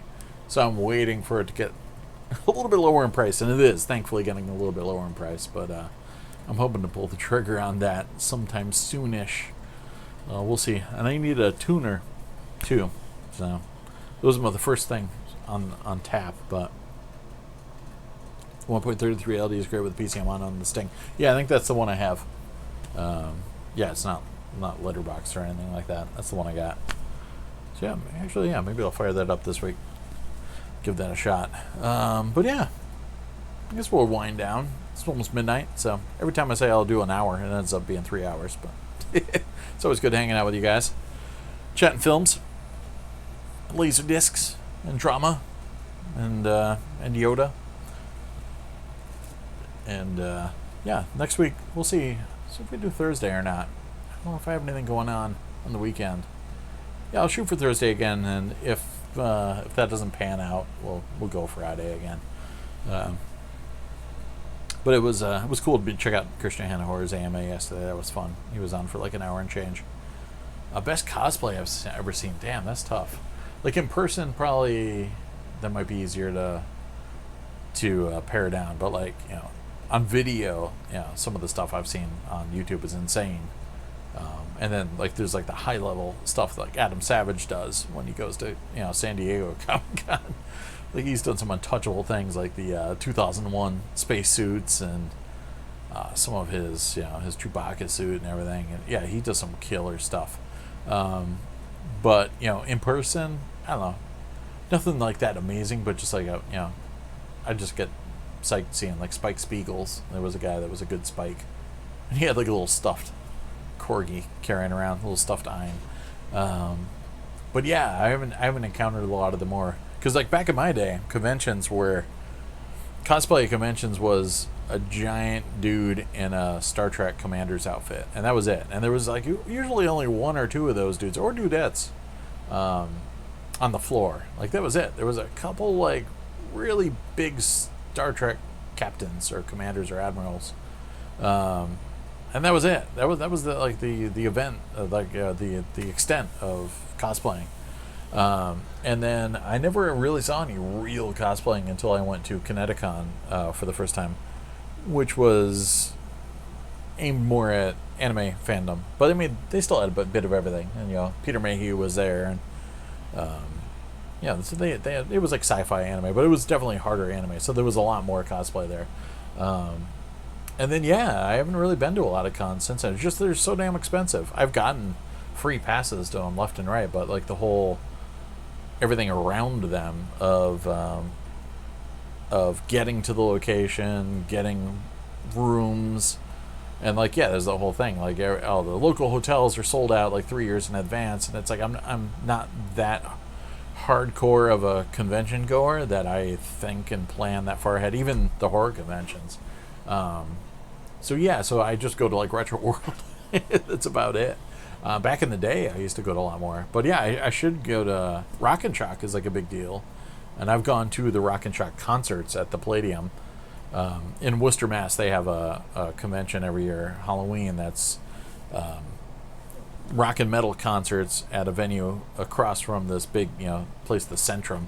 And at the Centrum, they have all the horror people. But I kind of got turned off when the whole, like, autograph scene, like when everything changed, when it's like you had to, I don't know, like pay to see the people. Like back in the day, we had conventions, and some of them were expensive. The creation conventions were the expensive ones, but the convention holders paid the talent up front, and they had like probably a blanket fee or whatever. So they met that, and they jacked up the ticket prices as needed to make up for that.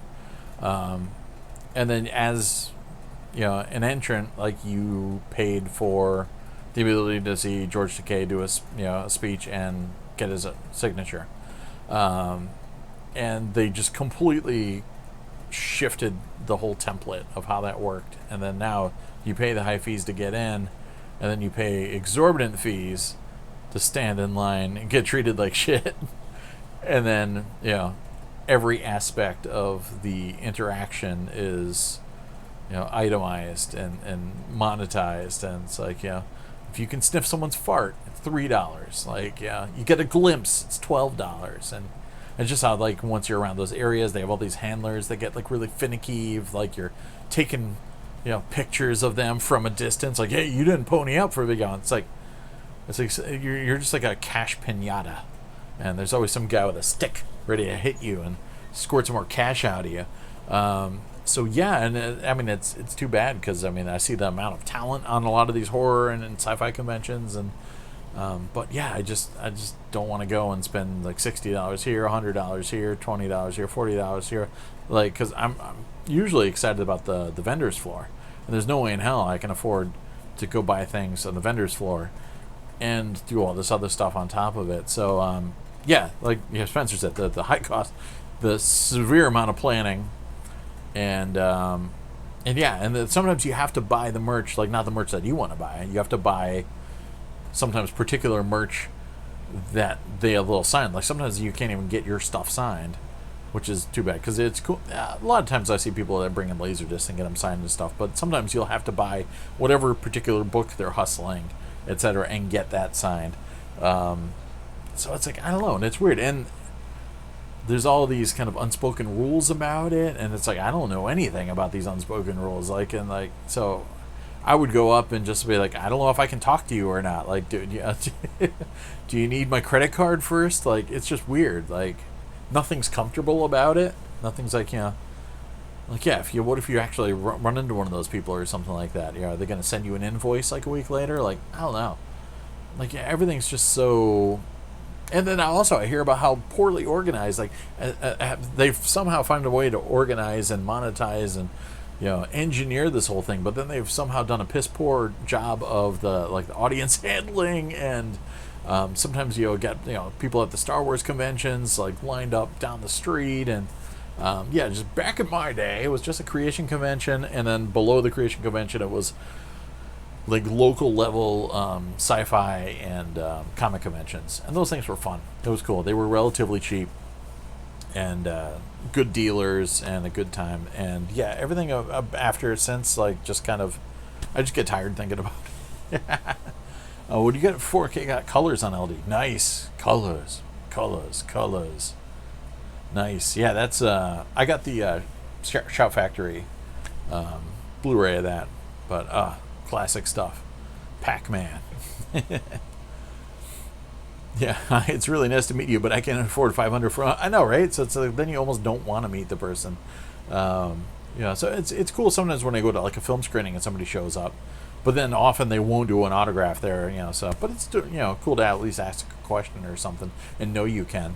But yeah, sometimes it's cool just to say hi or something. Yeah, and just be like, "What's up? You were cool. Yeah, you made a cool film. Never gonna watch this again." Yep, same thing. So yeah, and like back in my day when I was like into going to concerts and stuff, like it was fun hanging out after. You could meet the band when they went out to the bus or something like that. But now everything is monetized. There's always like a $300 meet and greet package, and there's a $500 meet and greet package for every band, it seems. And so then like everyone shies away from the old method of just like talking to people outside of the bus, because then that's not fair to the people that they raped for $500. So it's like, yeah, if you want to just like meet somebody and get an autograph or something like that, you have to pay dearly for it. And if you're a fan of multiple things, then yeah, kiss your money goodbye. Like my mom was crazy. She decided to go all in on that MST3K Live, my parents, and we're like, yeah, we're going to do the meet and greet thing. And it was really fun and everything like that. But yeah, it's just so expensive. And then, yeah, now everybody does it. So it's like, I don't know. Back in my day, get off my lawn. Yeah, insert old manism there. But yeah, and I feel bad for people that like wait in line and miss other things because they're just waiting in line for the autographs. And that's the other thing. The big cons, I hear people all the time miss all the cool stuff in Hall H or whatever because they're you can't see everything. So even if you're there, so even though I miss out on the dealers, it's more fun for me just to watch all the videos on YouTube. Chris Sarandon's a germaphobe. Oh man, that's a bummer. You'd be like, hey man, Fright Night, bordello of blood, hands off. I know, that's, yeah, there's always some sort of awkwardness going on. I didn't buy too much at Retro World. I usually just hit up, some of the videos. Like I got last year, I got a bunch of LaserDiscs and pretty much just raided the archives table and got some Blu-rays and stuff like that. But I resisted buying a lot of games or anything like that because I don't actively. It's funny because it's like collecting retro games is not even remotely a niche thing. It's like pretty much every human on planet Earth under a certain age has a GameStop in their basement. And that is the new normal. Like that is baseline.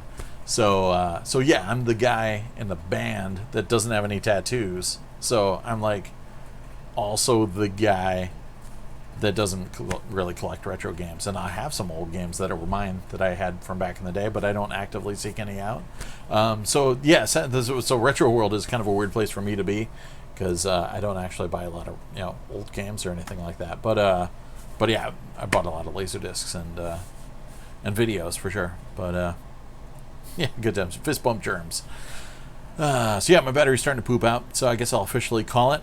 We've been chilling for like 3 hours, so thanks for hanging out, everybody. It's good to see y'all. Hopefully you have a kick-ass weekend. And was it for the coolest person? John Densmore. Signing book and signing it down for. Oh wow. Yeah, some people are still they're just cool. It's nice to meet someone that's just chill and they're just not feeling put off by the fact that their manager made them come to a convention and hang out all weekend. But yeah, thanks for hanging out, guys. Always good talking with you, and hopefully you have a kick-ass weekend. I'll see you on the flip side. I'll let you know how Iron Maiden was, and hopefully I'll have some more Criterion Blu-rays and other fun things next week to show off. And then yeah, I'll do a proper video on that THX release as well at some point. Yeah, have a good one, Freddie. Good seeing you. Good chilling, and I'm gonna go get some water. I'll check you guys on the flip side. Peace out.